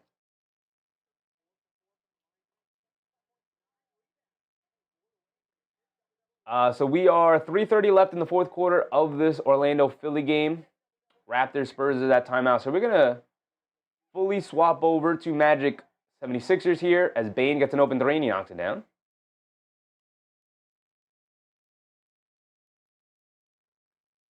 So let's just switch over to Magic 76ers, watch the end of this game, and then we'll call it a night with 3 minutes to go. 4-point game, I believe, here. There we go. Let's get the game cast for it up, and we'll cover it for the remainder of the night. Jack said Kolik and Brunson playing great defense so far. Yeah, also, part of that is also scheme. Part of that is them taking the challenge. Part of that is the coaching staff telling them, like, hey, I need you to play defense. I'm not going to hide you.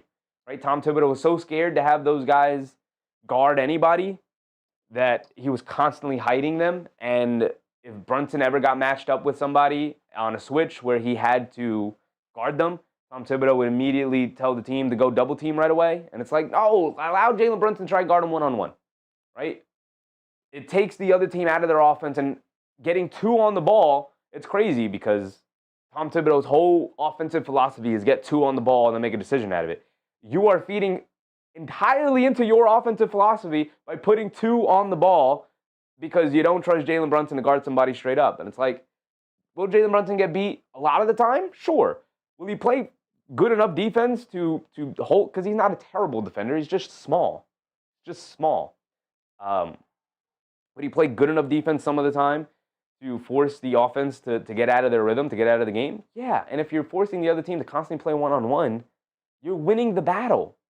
I just thought Tom Thibodeau's coaching last year was the worst of his career. I thought he had the worst coaching season of his career. Completely mismanaged the team he had. But we're past the Tom Thibodeau era. We are now in the Mike Brown era. And hopefully Mike Brown makes a couple of adjustments after the Miami game. And the players make some adjustments. And we just overall shoot it better. That was probably the biggest issue in that game. Just couldn't knock down any of the open shots. Kinohara said, what happened against Miami? I didn't see it. Here's my theory. Kinohara. Well, I'll tell you right now, what happened during the game is the Knicks got beat, obviously, but they couldn't hit any shots. They couldn't hit anything from the perimeter. And as the game went on, it just ultimately caught up with them. Jalen Brunson tried to put the Superman cape on and tried to drag the team back all by himself, and he damn near did. They were down by, I believe, as many as 18, and then Brunson dragged them back in the fourth quarter to a 5-point deficit, but it just wasn't enough, and they weren't able to pull it out. And Miami ultimately won the game. Obviously, that's what happened. What I think happened, they also settled for a bunch of threes. They were open looks, but they couldn't knock any of them down. And so, on a night, they took 54 threes. On a night where the three-point shot is not going down, maybe go to the rim. Maybe take that open space that you have for the three and maybe take it to attack the defense and get downhill and maybe try to draw some contact. Like Anunoby took 13 shots, 12 of them were three-point shots. Not good. What I think happened, I think a lot of the guys went out. They were in Miami on the weekend, early in the season. They won the first two games. They're probably out celebrating, having a good time. And they came into Miami, late afternoon game, some dead legs. And them three-point shots were not going down. Clarkson, Yabusele. The only guys who could knock down threes consistently was Brunson and Bridges. Right? Towns was 1 for 7, I think. And the one he made was in the fourth quarter when it was like part of the fake comeback. I said that's exactly the adjustment Wemby made. No need to take so many three-pointers, go to the hoop. Yeah. I mean, the three-point shot is obviously super important in basketball, super important in modern basketball. You want to spread the court and get up as many three-point shots as you can, but the other team also wants you to settle for three-point shots. You have to recognize that, right? The other team wants you to settle for three-point shots. Somebody on Twitter, I think it was Benji Ridholtz on Twitter, phrased it perfectly. If you don't take enough threes, you're at the mercy of losing basketball games due to just straight up math, right? A team can just shoot more threes than you, and despite not playing as well, you could still lose the game because they just made more threes, and 3 is more than 2, right? So you can lose games math-wise as Desmond Bane fouls out. It looks like Orlando's not going to be able to pull this off. You can lose games math-wise by not taking enough threes, but if you take too many threes, you become the Boston Celtics in last year's playoff series, where you could lose to variance on nights where the three-point shot just is not going down. Sometimes you don't have the touch as a team, and the three-point shot is not going down. And you could lose to a team that is not playing as well as you, the way the Celtics lost to the Knicks last year in those first 2 games. The Knicks did not deserve to win those first 2 games based off of how they played as a team. They were thoroughly outplayed by the Celtics, but the Celtics settled for 3 after 3 after 3, and it was obviously talked about relentlessly. They took 63s in one game, right? The Knicks took 54 the other night. You can lose off of variance. You can lose off of the fact that on some nights you're just not going to hit your threes. And so there needs to be a balance, right? Mike Brown has talked about 40 plus. The Knicks took 54, right? So it's about 10 threes too many, right? There were multiple times last night where Anunoby chucked up a bunch of threes that weren't good, and put them in a position where, as a team, they were forced to try to track down long rebounds and to put them in a bad spot.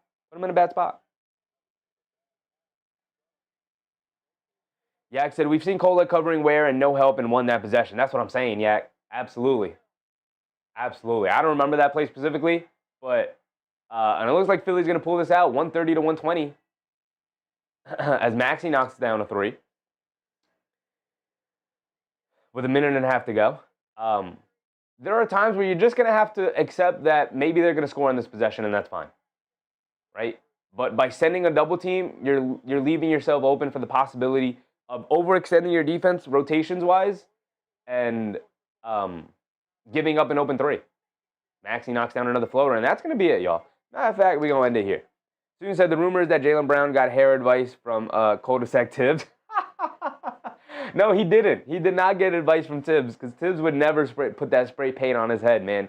Tibbs is rocking those 3 strands on the top of his head with pride. Jaylen Brown needs to do the same or just chop it off and rock the baldy, brother. But it's gone. Or go get the surgery.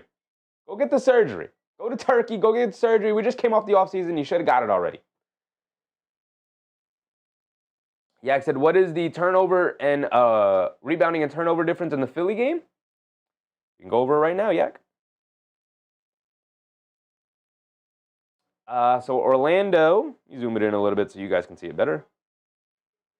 Orlando as a team has 13 turnovers, and as a team they have 25 rebounds. 25 rebounds, 13 turnovers for Orlando. To 38 rebounds for Philly, beating them up on the glass. And only 5 turnovers. Whew. Wow. Yeah, beating them up on the glass. Beating them up on the glass and beating them in the turnover game. For sure. I said Orlando really disappointing, and they okayed so well and they played so well last year. Yeah. I mean, look, they're going to need some time to kind of adjust to adding Desmond Bane, but it shouldn't be that big of an adjustment that the rest of the team struggles this much, right? You got Jalen Suggs back. I know he's on a minutes restriction, but you got him back. You got Wendell Carter Jr. available. You got Goga Bitadze backing him up. You got a deep team. You got guys off the bench. Tristan De Silva started off the year playing well. So you got guys. Yak said 2 key stats. I know. And you know, just looking at those stats, you can see Philly definitely beat them up all over the place. Air ball by Suggs. Suggs saying it got tipped. Out of bounds. Going to Philly. And that's going to be it. So as a matter of fact, we're going to sign it off here. Hattie said, can't believe Zion is out again. Geez, yeah. Yeah, what's up, Hattie? Yeah, he said Maxey is shredding the season. He's been phenomenal. He's been phenomenal.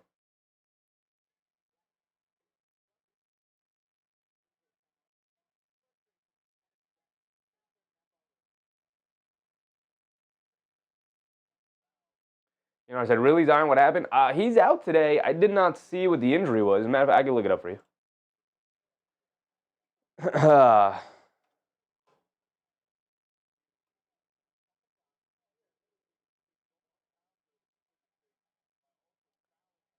Zion, left foot bone contusion, was questionable tonight, and he did not end up playing.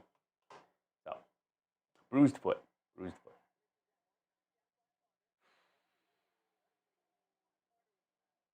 Well, we're under a minute to go. It's a 10-point deficit. I don't think Philly is going to mount this miracle comeback. They're not a good three-point shooting team anyway. So we're going to wrap it up there. Thanks for hanging out with me tonight, guys. I know it ended up being a disappointing game. Probably our first. This is where we stopped it. When it hit 30, it was like, all right, let's get out of there. You know, our first disappointing game of the night. But, you know, when you get nights with disappointing games, it gives us the ability to bounce around the league a little bit. So we're not always going to get bangers, but we'll do our best. Thanks for hanging out with me the rest of the way, even though we had to switch out of the game. So I appreciate y'all. Again, as always, to end the streams, I'm going to give a shout-out to all our members, Johnny Miller, Jose NYC, Roger G. Wall, OG Rue, Susan Miguelito Hernandez, Shaq Collins, James Sumler, Ellie Muskov, El Tigre, Knicks will be 2026 champs, CP's True Mets Talk, David Miskelly, and my man Mark. I appreciate y'all. Thanks for hanging out with me. Tina Hara, Hattie, Kay Hazy, Susan, Nick Yak. Appreciate y'all. And I'll catch you on the next one. So remember, we will be live tomorrow at 7:30 for the 8 o'clock tip-off time. We will go through our regular pregame routine. We're gonna make it a habit. We're just gonna keep doing it. So I appreciate y'all. Thanks for hanging out with me. I'll catch you on the next one. Remember, brush your teeth before bed. Stay hydrated and get a good night's sleep, y'all. See you on the next one. I'm out, everybody. Good night. Bye.